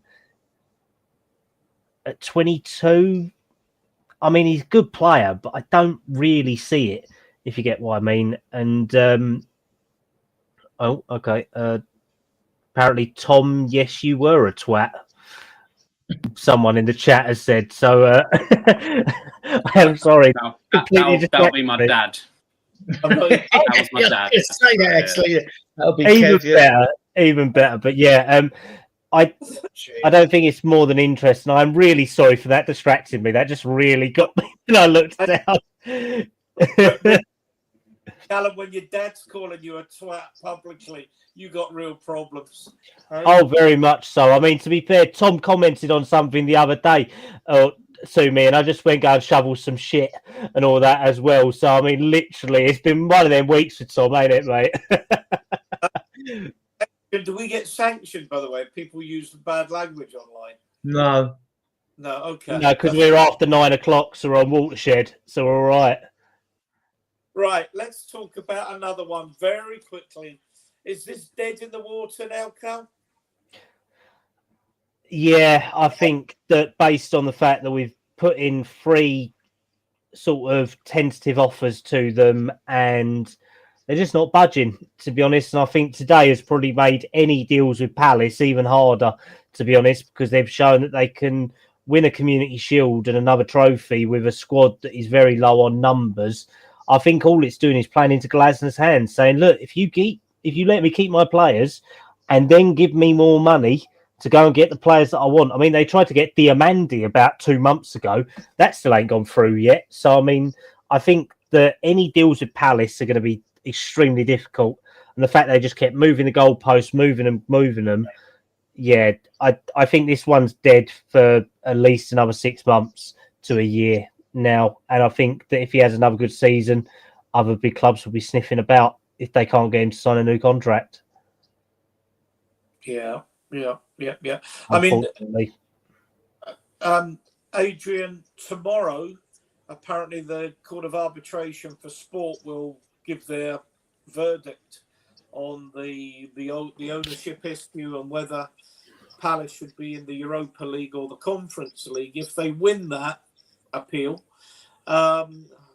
which I hope they do for no other reason. Yeah, I do. I hope they win it as well. I think a lot of British fans will. We've got nothing against Palace. We're the London club. Yeah, I hope they win it. They deserve to win it. Anything to stuff that fat Greek fuck up at Nottingham, you know what I mean? I don't think they're going to win it because they're going to make a precedent on this. And in all honesty, I think they're just going to say that we understand your plights and we understand everything, but they're just going to stick to the rules and they're going to say Palace were too late in terms of announcing this. It's because it's just between the two English clubs, if you ask me. I mean, Lyon have got away with murder, right? Lyon have got away with it. And Europe always does this to us, right? They do not like us because we win all the trophies, right? They do not like us. Beyond that, though, I mean, I don't know which way it's going to go, but my understanding of the CAS is it does not rehear cases in the sense it makes factual findings. It determines if you followed your own rules, and if you followed where I think the Premier League fell foul of the issues with Manchester City last time, is they didn't follow their own processes properly. So assuming that UEFA have followed the correct process and come to a decision based on the facts that they were entitled to, I'm probably inclined to agree that the CAS won't interfere with the finding.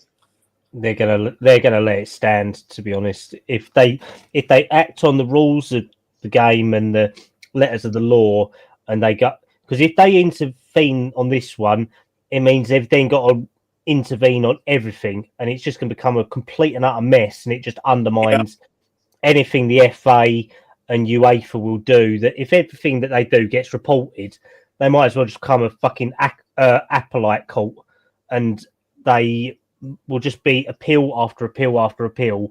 It's just not worth it for them to exist if it's going to be like that. They cannot be looking to overrule every single judgment that happens, and it's a shame for Palace. They did earn their way there, and I'd like to see Forest suffer, but they won't. Well, although we're a little bit off tangent, the thing that happens here is like, this is where I don't like this multi-club ownership, because Dexter and Marinakis, they're hand in glove. They're hand in glove. They're doing business together, talking about sharing clubs together, blah, blah, blah, and all that. And it stinks. It just stinks. And there's so much of it where when you've got these multi-club ownerships, suddenly you're the big club, Manchester City, you go to your small club and get the player, the up-and-coming star, which would be sold for 40 mil, and you get him on a loan or you buy him cheap.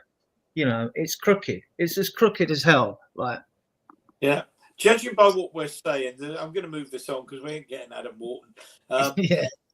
There is a question just on in a group that Cal and I are members of.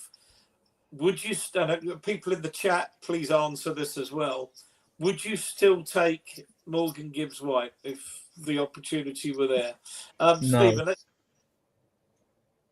Would I take Morgan Gibbs-White if the opportunity came back around?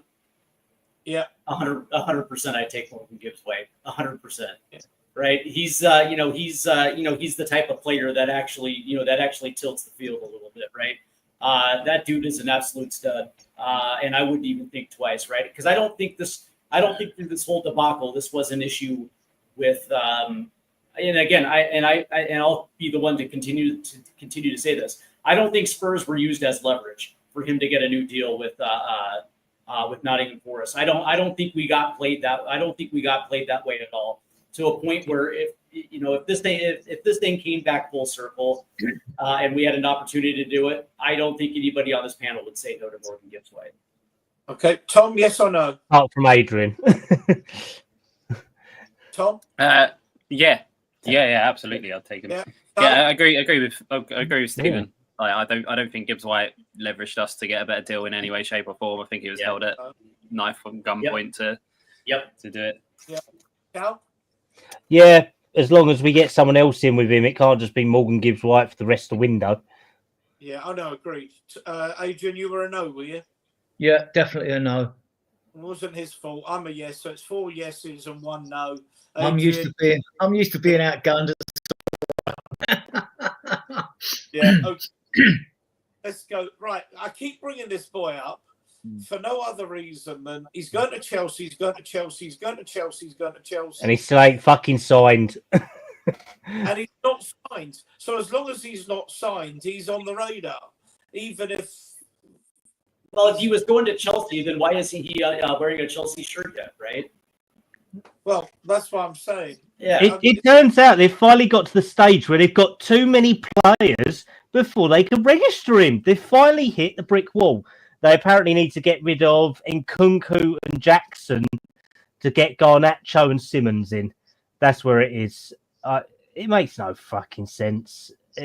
I think there's some and an R in there, but I don't think we'll get him, to be honest. I think that hijack was too little, too late, and we spent too long on the Morgan Gibbs White deal, ironically, that it sort of allowed Chelsea to come in and pip it. Yeah, it was. It was a deal I thought from our conversations that was going to happen 2 weeks ago, Callum. Yeah, It was happening 2 weeks ago. Yeah, it's too late now, to be honest. And the only reason that if he comes to us is because if Chelsea morally mess up, because I can't see him staying at Leipzig. He would definitely move. He will definitely leave Leipzig, but Chelsea are the front runners at the moment, and we've just got to accept it now. And that hasn't changed. Tom, any thoughts on that? I mean, if we could get him, I'd 100% have him. I'd prefer him over Eze, to be honest. Oh, 100%. But it's not going to happen. The one thing I would say is with that, Chelsea managed to get that Jorel Hato done really quick, and this one seems to be taking ages. It seems like that Hato deal went through well, didn't it? Considering Levi Colville broke his leg the next day. Yeah. But I mean, I want Simmons, but I'll just put this out there, and I know this will get oohs and ahs and all sorts of stuff, but I would actually take Nkunku from Chelsea as well. Well, Adrian, you want to come in on that? I love this player, Simmons. If it weren't for the fact that Eze was homegrown, it was a pick between the two, I would and it's a split hair, take Eze over Simmons, right? But Simmons is the best Dutch player by a country mile. And it would give you actually more consistency than Eze does. I think it'd give you more consistency and more energy as well in the position, right? So, I'd love him. Do I think he's coming? Nope. Could you play both Eze and Simmons with one left and one central? Yeah, you could. Yeah, you could. Yeah, you could. Yeah. Let a man dream. If you're in the chat, guys, for a minute. I thought, Ian, I thought you just dream about going towards the light, mate. Isn't that the dreams that you have these days? That's funny. I dream that I don't wake up needing to pee at 4 o'clock every morning. Adrian, do you have them same dreams? No. Might be older than that. So, all right, let's move this one on. Steve, let's hear from Steve. James McAtee at Manchester City. This is one I can't see, but probably the one that will happen because I can't see it. Steve?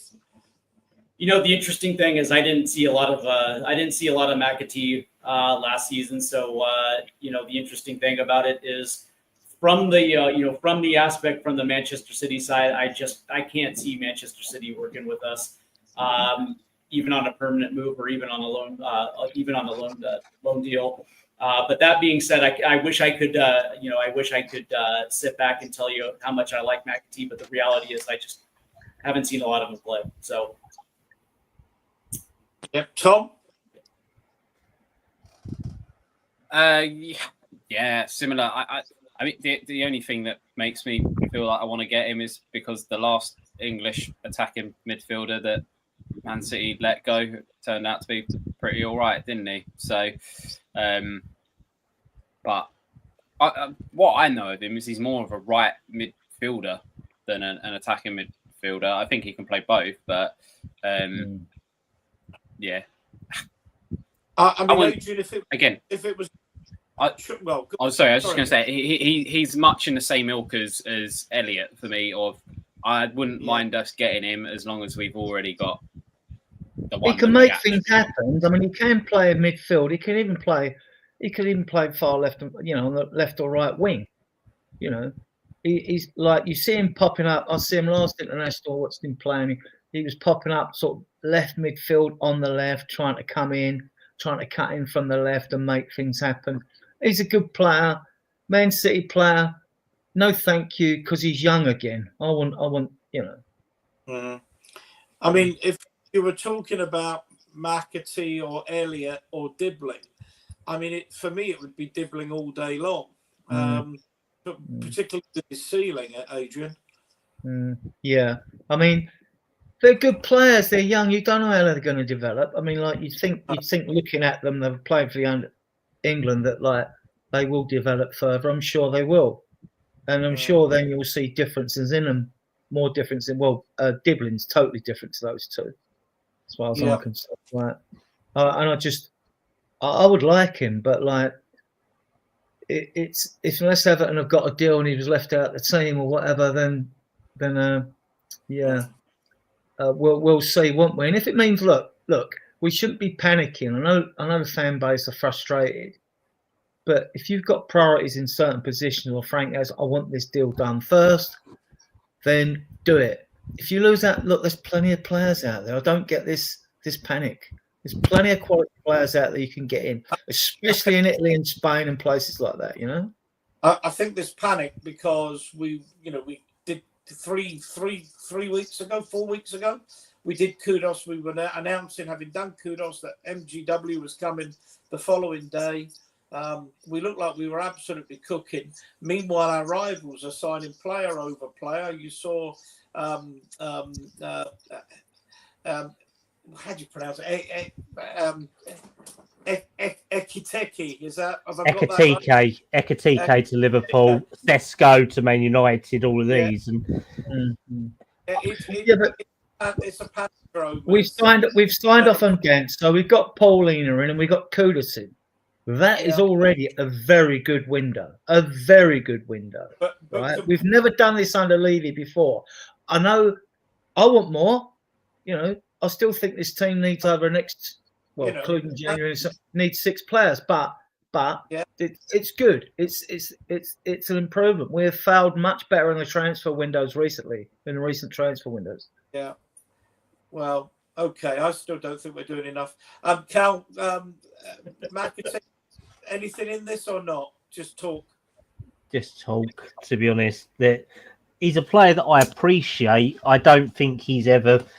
When you think of how easy it was for like when Foden broke through at City, everyone said that McAtee was going to be better than Foden, and now you look at him and he's kind of stagnated quite a bit. He's 21, 22 now. So yeah, I think that he's a good player, but it's like we was all talking about earlier. It's all of these players are contingent on someone else coming in with them. They're not like a guaranteed beater who is going to be there to just do everything as a multi-role. It has to be one player and then a second player, whether it be this, he is necessary to Eze or Grealish or something like that. So I think he solves something, but I don't think he solves a lot.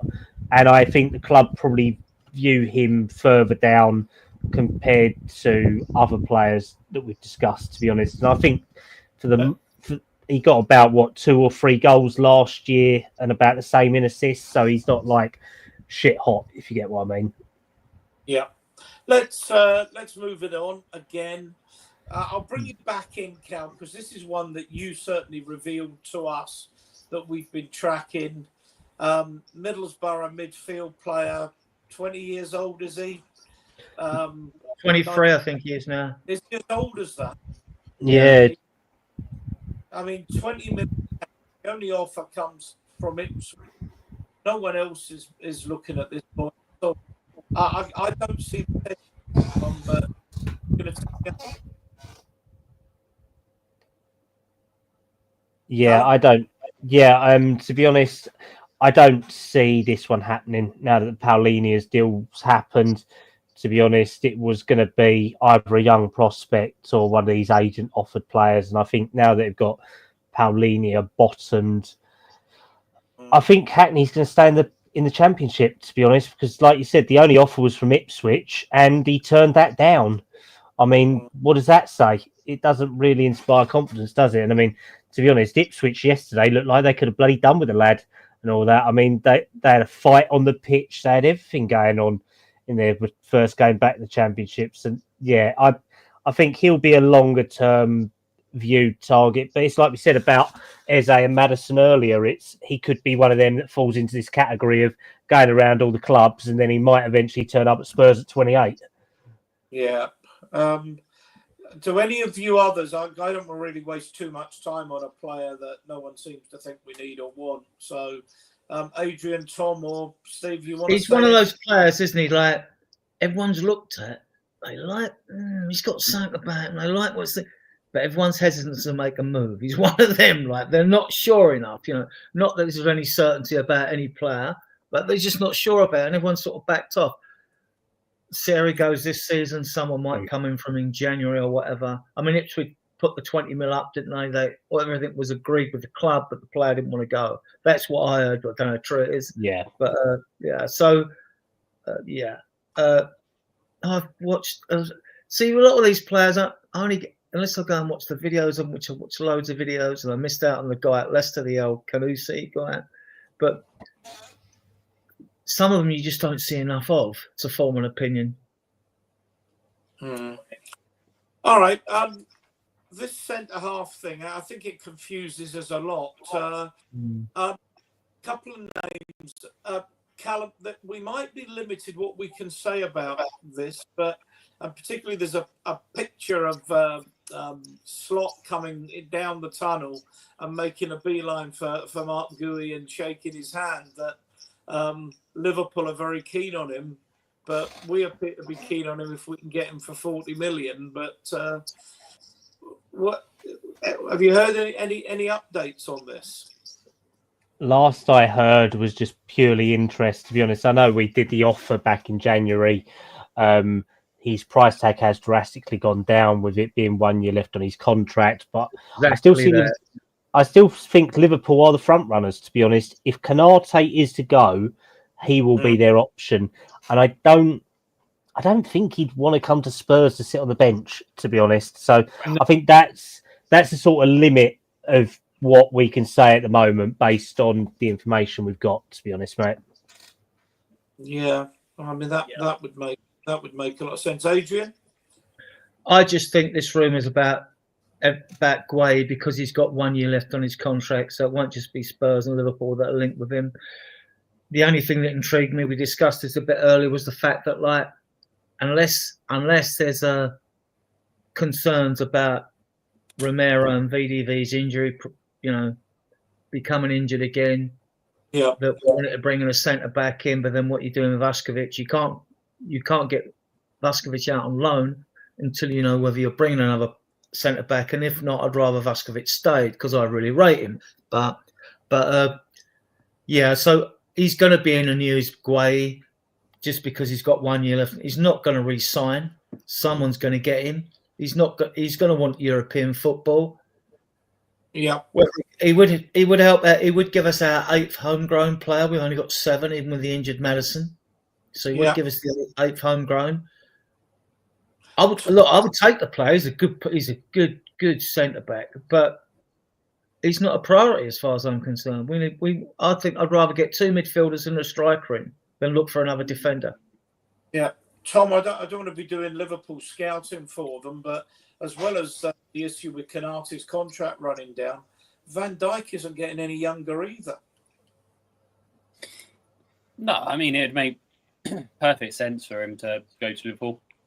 I mean, the only thing for me is just we allegedly, and I use the word allegedly, bid 70 mil for this player in the last few days of the January transfer window.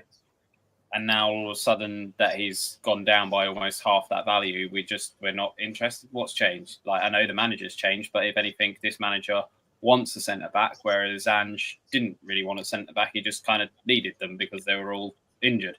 So the club is just mind-boggling at this present moment in time.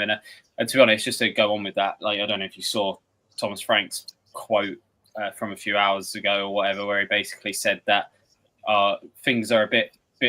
He didn't lambast the club or say that the club was terrible or anything like that. But what he did say was doing transfers at Brentford was way easier because he would go to their recruitment team and say, "Oh, this is what I'm looking for," and they would go, "Bing, bing, bing, bing. Here you go. Here's all the ones that we find. Here's the ones that we can get." Whereas apparently it's taken hours out of his day every day talking to Johan Langer and Rob McKenzie about what players he might need, which just goes to show that although we have this data system in place, it's clearly still very much in its infancy, and Langer is clearly not very good at working it either.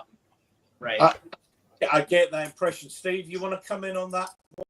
I mean, it might explain as well why so many of our rivals have done most of their business, whereas we seem to just be fighting around talking about names, and I mean, people now taking the piss. Tottenham are actively considering discussing whether to inquire about a player before making a formal bid. I mean, it's a mixing your metaphors to you. You're almost dizzy. Right, and it just goes to show you how we operate our transfer business versus the ambition of said chairman who wants to win the Champions League and Premier League. But that being said, the business doesn't necessarily reflect the ambition. But I will say that Mark Gahey is an incredibly talented defender. As a matter of fact, I probably would say he's a top 3 center back in the Premier League. Dude is absolutely gifted. But the interesting thing about this is we already have 2 very, very gifted center backs already starting. And if Thomas Brink is not,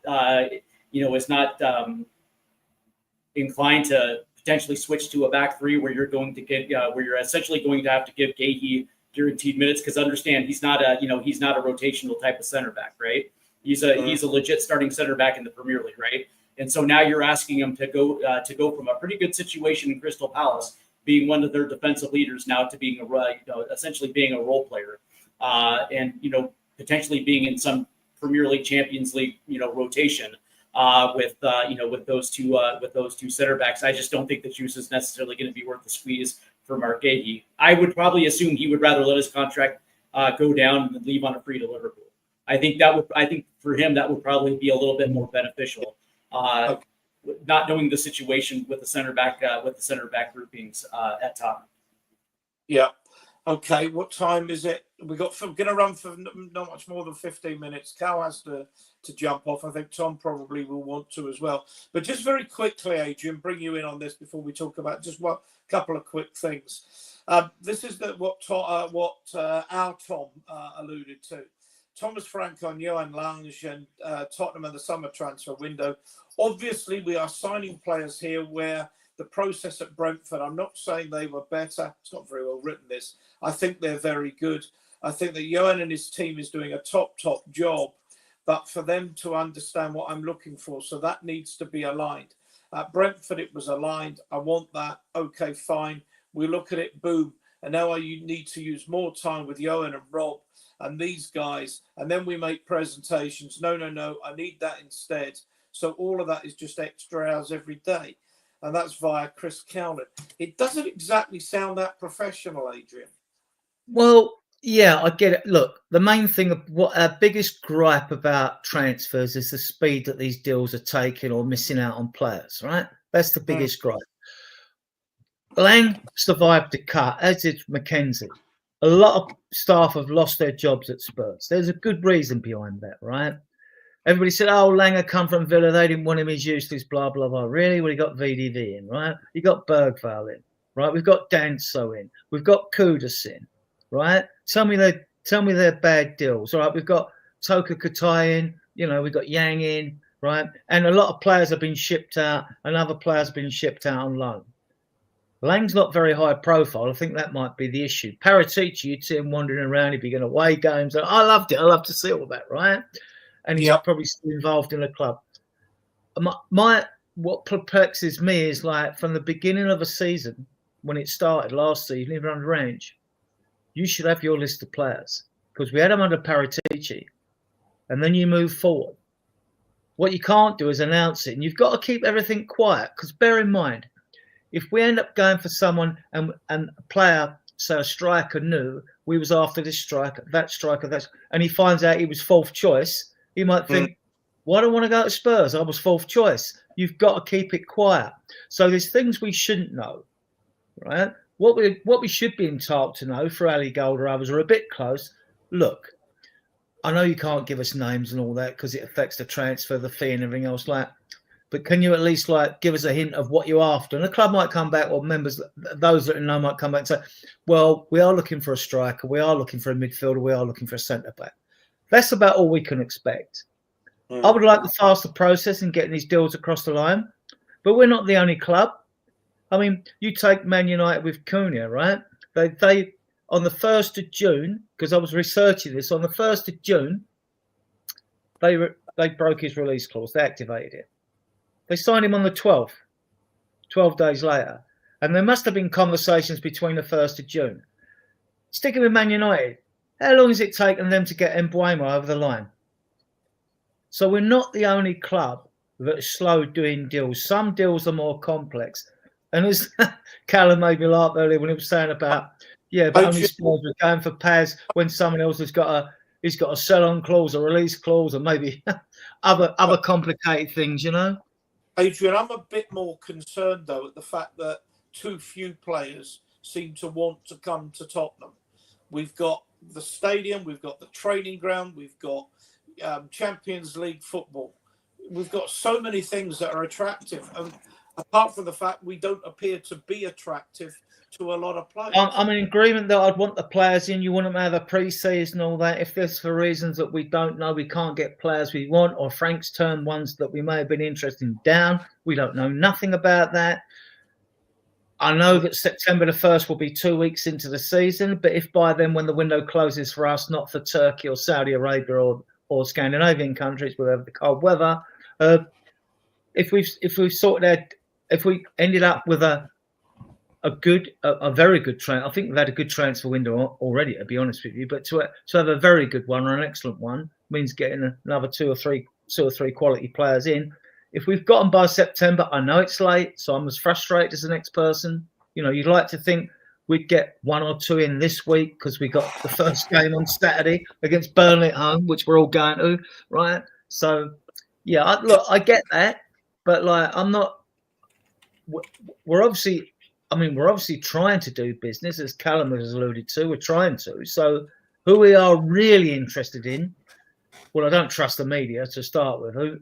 Unless you're like got a close connection to the club, you're never going to know. Let me stop you there then, and Cal, finish up on this before we just talk briefly about outgoings. As a gambling man, but someone who talks to people that know what's going on, who do you think we realistically will have in before the 1st of September? Are we talking numbers of players or actual people? Identities of players. Well, the last time I put my name on it, I said Morgan Gibbs-White, and I know how much hate I got for that. So, respectfully, Ian, at the moment, I'm not going to put any names down, to be honest, mate. I will just say to you that I'm ambitious to say that we will probably have 2 to 3 players in by the 1st of September. I think that's fair. Okay, that sounds good. Basuma, is he leaving? I know we want rid of him.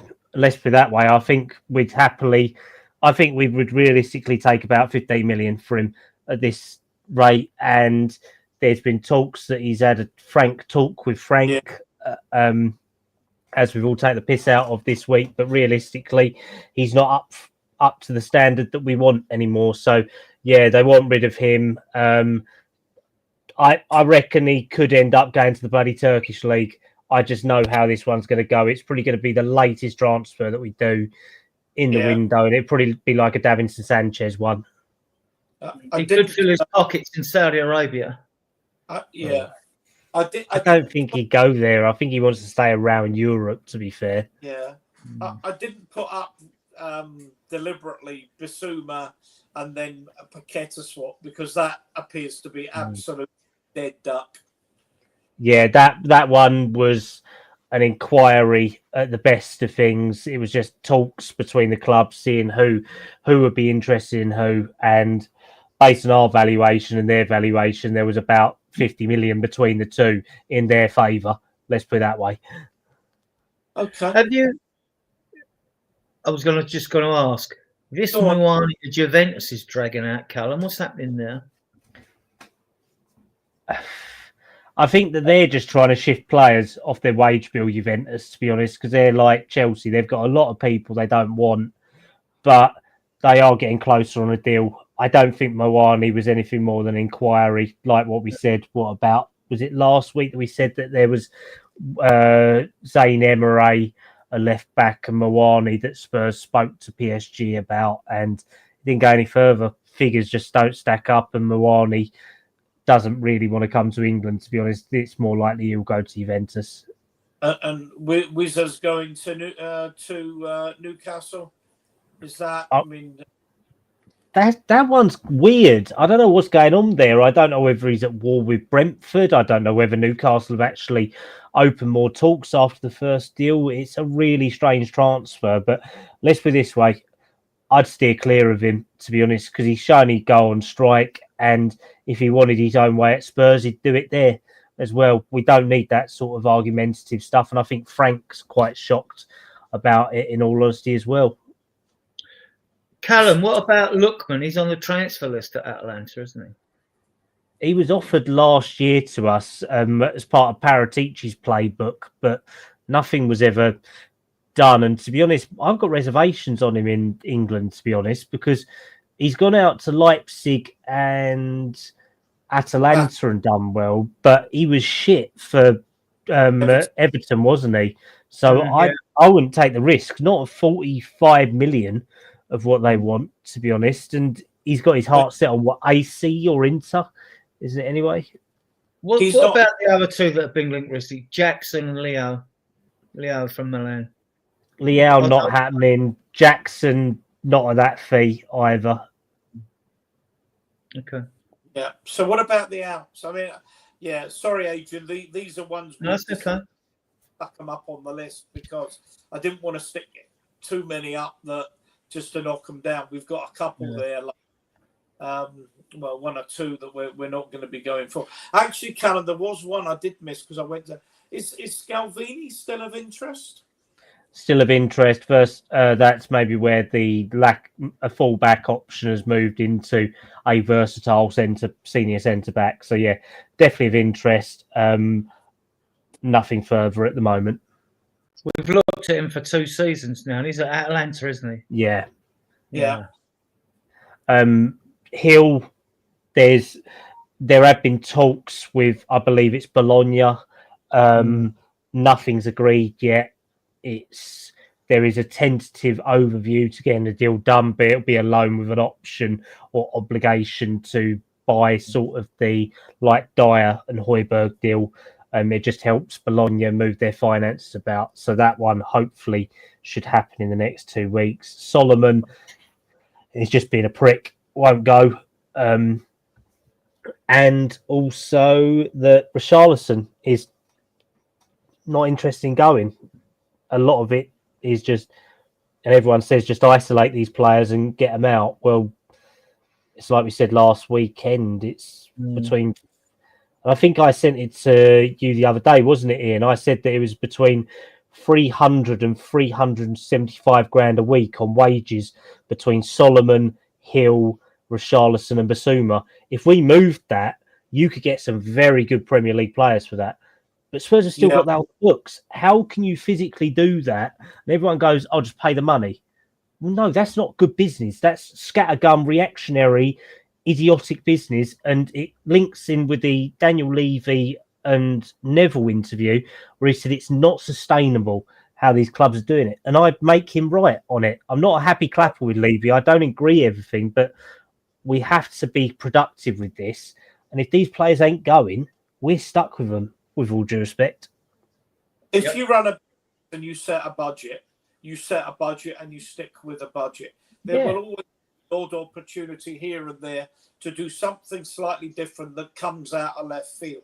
Like Prime Messi says, I've always wanted to play for Tottenham because our Diaz played there, or something like that.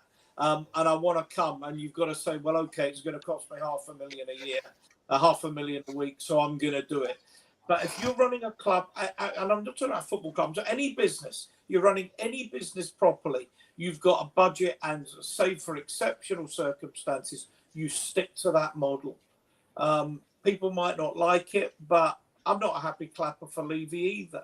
But I understand that a business needs to be run on proper business lines. And there's plenty of clubs getting troubled as soon as they stop doing it. Chelsea, how they've done it, but they sold the tea lady to Saudi for £50 million.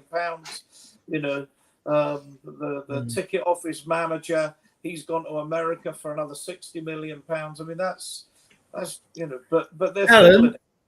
Callum, Yeah. Any news? Because Sunderland have now got 3 left backs. They've just got another one in. Does that mean that Sirkin's going, or the other left backs? I think they are going to keep Sirkin, to be honest. I know that Sirkin and Mick were looked at for the left back position, but if Frank's decided that he doesn't want one now and he's going to stick with his options and try these versatile centre backs, I think that's where they're probably going to go, to be honest. And it's constantly changing with these targets, and it is a bit scattergun, but they're all on lists. It just depends on what these hour or 2 hour meetings a day are about that we honestly don't know and all that, unless we're physically sitting in there. And if me and Ian were sitting in there, we'd be signing NDAs and we'd probably be shot if we said anything for it. So it's so difficult. Let's put it that way. And they've brought that left back in, which gives them 3 now. I'm just thinking, well, who's going? Right. To be fair, one of them's over 32 though, isn't he? So maybe he's more experienced, and he wasn't exactly renowned for being the age groups. I'm not familiar with the age groups. They got one from Atletico who's renowned for getting red cards consistently and literally breaking his hamstrings every 3 months, to be honest. So I don't have much faith for him. Let's put it that way. Oh, we should get him in, then it'd be ideal for us. Yeah, I need to ask a question in the chat. We started an hour earlier this week just to see how it went, particularly as Tom and particularly Tom and Callum have got other commitments, and Tom has a young baby and a young family. But I've noted, because we see the numbers, we're at 166, which is not as high as we had last week, but it's the numbers that we've got are growing and growing and growing as we get to the end of the show. So it seems maybe we need to go back to a 10 o'clock start. People like Drula and Ryan regulars have just come on. Nita's been here, but so if you just give us a quick comment in the chat while we're finishing off. It's up to 169 now, so I don't know if another show is finished, if Chris Cowlin or something has finished on a show and suddenly people are coming in, but it'd be interesting to know what people think. If we're better off going back to the later start. I know it won't make a lot of difference to you, Steve, if you were on a show with us. I mean, the other 4 of us tend to be regulars, and occasionally I bring on an extra guest. I just like working with small numbers. It means everybody gets their say. Sure. Look, in the chat, anything you can give us on that, as I say, up to 167. So it's quite good numbers as we go, as we get on later. Cal, it says a minute past 11. So I'm probably going to bring it to a Spurs side chat. Sorry, I'm late. Yeah, it was us that was early. I don't know if you want to rush off. I don't think there's much more I want to cover because we've got another show on Tuesday, which will preview PSG. Mm-hmm. We've got a show on Friday that post-match PSG preview Burnley. Yeah, who is it? Who's hosting Friday? Drew Zilla, excellent host. We do have 3 excellent hosts and me. Hosting on Friday, and I'll be back next Sunday hosting the post Burnley 0-0 draw. I just think he's got all over that game, unfortunately. But it might be that we've got another cup to celebrate on Friday night. So. Look, it would be lovely to have to do an emergency show because we've just got Rodrigo and Simmons over the line in a double swoop. But people say, Ian, drink it. What are you drinking? So no. Well, let me just plug the channel then, guys. For those you don't know, I mean, Yeah. like me, Ian, and Tom are admins. Drew Ziller's an admin. He does Friday's show. Our shows go out Tuesdays, Fridays, and Sundays. At the moment, we're sort of tweaking the Sunday show to suit Ian and Tom, whatever. Tom will probably be hosting, and I'll be like co-hosting, or I'll hosting or co-host on Tuesdays during the season, during the Champions League. If I'm at games or he's at games or whatever, we'll sort something out. Then the show might change from a Tuesday to a Wednesday, but we're sticking with our times and timetables, because basically you lot out there, you know what times we're going out, so you know when to find us. If we chop and change them, like, it just throws everything out of sync. Go back to 10. And to the 160 of you viewing us now on all platforms, I mean, there is the red, we can't see it, the red subscribe button in the bottom right-hand corner. If you hit that, we have got memberships if you want to take a membership out. But I mean, like, if you subscribe to the channel, it really helps the algorithm. Like, if you give the videos a thumbs up as well. We do have other groups that we started before we decided to do podcasts, which you can see below in the ribbon and the ticker. You know, we've got a Facebook group with 14,500 members. We've got a page with 300. We've got a XCOM Spurs Diehards group with 3,250. I think so. It might be more than that. So you can find us there. I'm sure some of you are watching us from those various platforms anyway. And I'd like to say a big up to everyone in the chat. Big up to those that donate to this channel. It really helps the channel. It really does help the channel. Peter and Blaine and David Shear and the likes that do that. Declan, anyone that puts in a super chat, thank you very much. Yeah, so yeah, big thanks to all of you, and a big up to those that watch us on playback. And back to you, Ian. Yeah, absolutely. Just something, as I say, I keep my phone on for no other reason than interesting things come up. From Squawker, I presume that's a stats thing. No player created more chances, created more big chances, or provided more assists than Bilal El Khanous in the Championship this weekend. Most chances created 4, most big chances created 3, most assists 2. The 21-year-old was fantastic. So, yeah, he's not the sexiest of signings, but his numbers are good. Go get him. Go on, Daniel. Go get him. Who's that, Ian? El Khanous. Oh, right. But everyone who talks about him, that watches him and knows him, raves about him. I feel naked not knowing much about him, but then I watch so many videos and other players. Callum, one question is that if we got any link to Belieber at Brighton? Is there any link there? No. Okay. No. Fair enough. United. Okay. Yeah. Okay. That's to say, my complaint is every time another club's interested in him, it seems to go to the other players going to the other club. It's disappointing. Last thoughts before I wrap it up, Steve. Well, yeah, the interesting thing is that, you mentioned earlier about the discrepancies between Brighton's football operations and Tottenham's football operations, and how they tailor their window to the strengths of their coach. But yet Tottenham now is for the, with their second straight coach in as many years, and still hasn't figured out that the best way to build your transfer window should be after the strengths of the coach that you bring in. It kind of streamlines the process a little bit easier, and it also helps you, nail down targets. And I would probably assume that if, Johan Lang actually took the time to get to know the coach that they're hiring and understand exactly where his strengths are, that we probably wouldn't be in this mess right now, as we're 3 weeks away from the end of the transfer window. But that being said, I still think there's going to be at least one big signing between now and the end of the window. I would probably assume that it might look like a panic buy, because generally speaking, it probably will be a panic buy.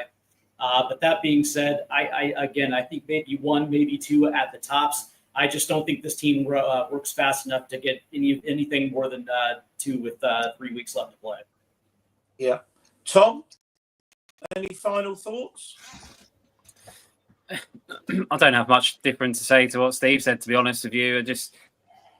It's frustrating that we're 5-6 days away. Well, 3 days away from a cup final, and 6 days away from the start of the Premier League, and we just feel. I actually to some extent feel like because of the injuries that our squad is worse than what we ended up last season with. Like, yeah, like don't get me wrong, I think Paulinho is a smart signing. I wouldn't say it set the world on fire for me, but it's a smart signing. He's a ball winner. He's different to what we already had in that position. Kudus is, a player that we very much needed, and I think he really does improve us in that right wing position. But like outside of that, what have we done? Like nothing. And it's not like we've even got rid of players either. It's just abysmal. Like, and okay, yeah, there's 3 weeks left of the transfer window, but you just got hope that we haven't ruined our season before it's even got started, because it's not just a case of, okay, it's three games that we might be without those players for. They've then got to come in, they've got to learn the Frank system, they've got to get accustomed to their surroundings, they've got to, so we're just wasting time looking for opportunities rather than actually knowing what we want and going to get it. And Ian, like you say, it seems like whenever we go for a player and we're in a fight with another team, we always seem to be the team to miss out. Well, yeah, because we don't pay the flipping wages that other teams will pay. And that is, unfortunately, like you said, we've got the stadium, we've got the training ground, we're in London, we're in this, we go so much about it, we're in Champions League, there's so much about the club that is absolutely top drawer, apart from the fact that we will pay you less than what fucking West Ham will play their players. And that is unfortunately a big problem. But the counter side to that is if you then do give players big wages and they end up being turd, we just cannot get rid of them. And that's where you end up with an Ndombele, who you end up having to pay the last year of his contract out. You're ending up now with Richarlison and Basuma, who we're struggling to move. Look, we could get to the end of the window and we could possibly go, actually, we've had a good window. We've got a bunch of players that we wanted to get. It's just frustrating. The most frustrating thing about it is that it looked like we were going to have a good window, especially when we got Kudus, and then we was like, oh, next day, yeah, Morgan Gibbs White is on. We're like, yeah, we're doing stuff. We're on to a winner. And then 2.5 weeks later, we haven't signed Morgan Gibbs White, and we've not even looked like signing others. And again, Adrian, you said earlier, how long did it take United to actually get Mbeumo in? Well, yeah, it took them a long time, but everyone knew he was signing for Man United. Who does it look like we're going to be bringing in? Like, it's just nothing. There's nothing in the ether, and it's frustrating. And to be honest with you, that's not really Tottenham's fault, because that's just the way that transfers have gone now. Like before Twitter and X, you never knew about transfer. You saw the odd headline in a newspaper or a news article online or something, but you didn't actually know anything. But with Fabrizio Romano and all of that constantly, oh, here we go, here's this, here's that. Everyone thinks they know everything, when in reality is probably no one knows nothing. Sorry, Tom. Cal, before you go, have you got any last thoughts you can give us? And then just jump. Pretty much just concurrent with everyone else, to be honest. I would say people just need to be patient, don't be reactionary, and actually have some faith. To be honest, it's not all promising. It won't all be solved this window. We have got a new manager. Our structure doesn't know which way it's asked from its elbow, but just have faith and know that we will still support Spurs one way if we have a good window, crap window, mediocre window. And with the combined ages of all of us on here, we've probably got nearly 300 years between us of watching Spurs, and we'll still keep doing it. Happy. Adrian's got 50 of them as well. Right, Cal, let you jump off. We were promised that something would happen by 2200 tomorrow. We will see if that happens. And that was more telling us to piss off and stop talking about transfers. Oh, I see. Okay. Yeah, that was a warning. So yeah, I will leave it on that note, but I will see you boys next weekend. Yeah, have a good one, guys. Cheers. Take care, Cal. See you later. Yeah. Bye. All right. Yeah. I mean, I just think with the time we're up, it's frustrating. We're up to 169, which is lower than we had last week, but it's growing and growing and growing. So I think we'll go back to the 10 o'clock. I think it'll, particularly if people are wanting to do early shows. Peter, I haven't thanked you. Thank you so much, my friend. 10 gift memberships, absolutely fantastic. Yeah, nothing I can say. Thank you. Adrian, you're back Tuesday previewing. Yeah. We'll PSG. preview PSG. Maybe we might even get a signing Monday. Who knows? Or more rumours, which are more likely. Yeah, I get the frustration, but like, I'm hopeful in this window we'll get at least another 2 or 3 in. But one of my favourite sayings is, "Hope is not a strategy." Hope is not a strategy, you know. So it is frustrating the way that other clubs do seem to get their business done quicker than us. Maybe it's because we're in for the same players. Who knows? Maybe it's because teams like Brighton and Bournemouth, when they go for other players for other teams, that less fashionable teams out there in Europe and elsewhere, that they can get these deals done quickly because of that. I don't know, you know, because like then you look at the players that Bournemouth and Brighton and Brentford have bought in the past. You think like, well, how'd they find them and get them? And then we think they're good, and then they go for like mega money. So that might be it. It might be the fact that we are a bigger club and people want to, I don't know, want to, like Man United, if they're going for a player straight away, like you can add millions onto the target because like the selling club knows it's Man United. So I don't know. It is complex, right? But we should still be more professional. We should still get deals done a lot quicker than we do. And I think that every Spurs fan feels that way. So, you know, but I still think we'll get 2 or 3 in before September the 1st. And let's hope we get a quality signing in first, in case we are going to get a lesser signing, what we consider to be a lesser signing in. Listen, this is not good news, any of this. I'm just looking at the BBC's gossip thing. It's always a good read, even if most of it's shit. But none of this is good. England with Jack Grealish has agreed to join Everton on loan from Manchester City. That's by Team Talk. Chelsea are in talks with RB Leipzig over a potential swap deal for Netherlands midfielder Xavi Simons. That could mean France forward Christopher Nkunku returning to the German club. Nicholas Jackson favours a move to Newcastle United should the Senegal striker leave Chelsea during the transfer window. That's the Telegraph. Newcastle will wait to resolve the future of Sweden striker Alexander Isak before deciding whether to move for the Chelsea striker Jackson. Now, Isak, that would be a game changer. Newcastle have made a bid for Johan Wieser, but Liverpool are monitoring the situation. God, Liverpool are monitoring. It's not just Tottenham that monitor. France forward Randall Kolo Muani would prefer to join Juventus than Newcastle after spending the second half of the season on loan. I don't think there's anything new there. Sunderland have inquired about signing 26-year-old England defender Lloyd Kelly, who just joined Juventus on an obligation to buy move after an initial loan from Newcastle. He was a player we were chasing, weren't we, when he was at Bournemouth. AC Milan. Yeah, he had a lot of injuries, though, didn't he? Yeah, AC Milan are in talks for signing Denmark striker Rasmus Højlund, but they want a loan, the buy option, whereas Manchester United for a permanent sale. I bet they would. After signing Slovenia striker Benjamin Sesko, Man United have shifted focus to offloading England winger Jadon Sancho, Argentina winger and Alessandro Garnacho, and Brazil forward Anthony. Good luck with that. United are considering signing free agent Dominic Calvert-Lewin after the former English striker 28 left Everton. Don't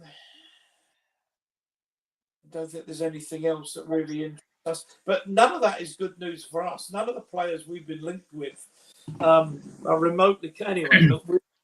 That leaves us a free run at everyone else, right? So the only problem is that, and we're up to 175. So there is the moral of the story: is Ian, great idea to start at 9 o'clock, not because people are coming in all the time.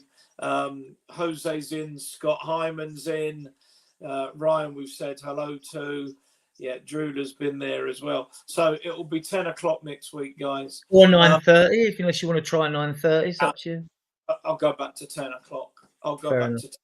We'd have had a league game. We'd have had PSG. We'll be 3 signings ready to go on Monday. So, we'll go at 10 o'clock.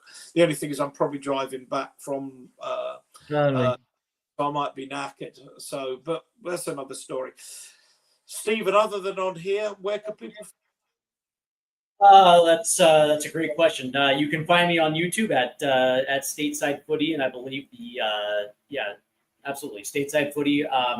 And then of course on X at Stateside Footy, and of course on TikTok as well too at Stateside Footy. And of course the TikTok is growing, just like the YouTube channel is growing as well too. So just to let everybody know that this upcoming Monday through Thursday, depending on the incomings, I might have an emergency show depending on the level of signing that comes in, because I heard that Spurs are going to make attempt for Baris Alpar Yilmaz of Galatasaray.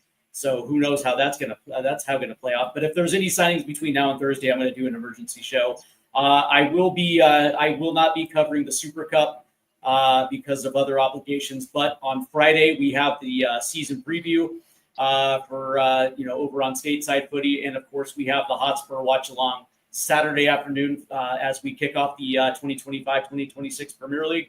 And of course, on Sunday, we will do the recap. So on top of course, the MLS live streams, which are always every single weekend on Stateside Footy as well too. So there's a lot of cool stuff going on with the watch along. So yeah, man, head over there and hit the subscribe button and hit your like buttons.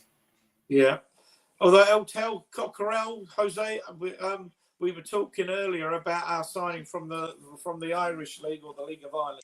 Can't remember which side of the border, but yeah. But yeah, I know what it's like. Tom, you're no longer at Zookeeper Tom. What's happened there? No. I think because I only used X for tweeting about football, I thought as an admin of this channel, I might as well plug the channel a little bit. So yeah, so Tom Spurs TTID now. So brilliant. Hopefully that's nice and easy, and you can listen to me rant on X in the post, Tom. Here. Yeah, you could. Last month's got lost, didn't it? Yeah. So you can get Steve at Stateside Soccer, Tom at Tom. I can't read that properly. Tom TTID. Tom Spurs TDI. Tom Spurs, TTID. You can get me at Ian Shaggy 1712, other than obviously on here, and Adrian through the TTID. Well, the YouTube channel can get us, but on the X on X as well, and on various other forums. Right. Okay. Chris, thank you. Yeah, back on Tuesday 10 o'clock, Friday 10 o'clock, and next Sunday back to 10 o'clock. Thank you to my guests and my hosts, Adrian. Thank you to all of you in the chat for your contribution. Wonderful as ever, and we'll play out with some nice soulful music. See you in the back room, guys. Take care. We are Tottenham till we die. We are Tottenham till we die. Spurs die, hearts, heart and soul. We are Tottenham till we die. We are Tottenham till we die. Spurs die, hearts, heart and soul. We are Tottenham till we die. We are Tottenham till we die. Spurs die, hearts, heart and soul.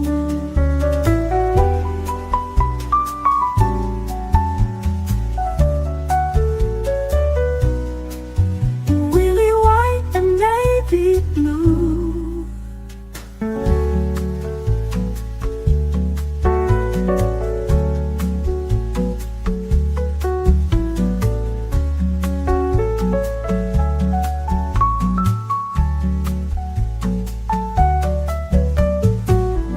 We are Tottenham till we die. We are Tottenham till we die. Spurs die, hearts, heart and soul.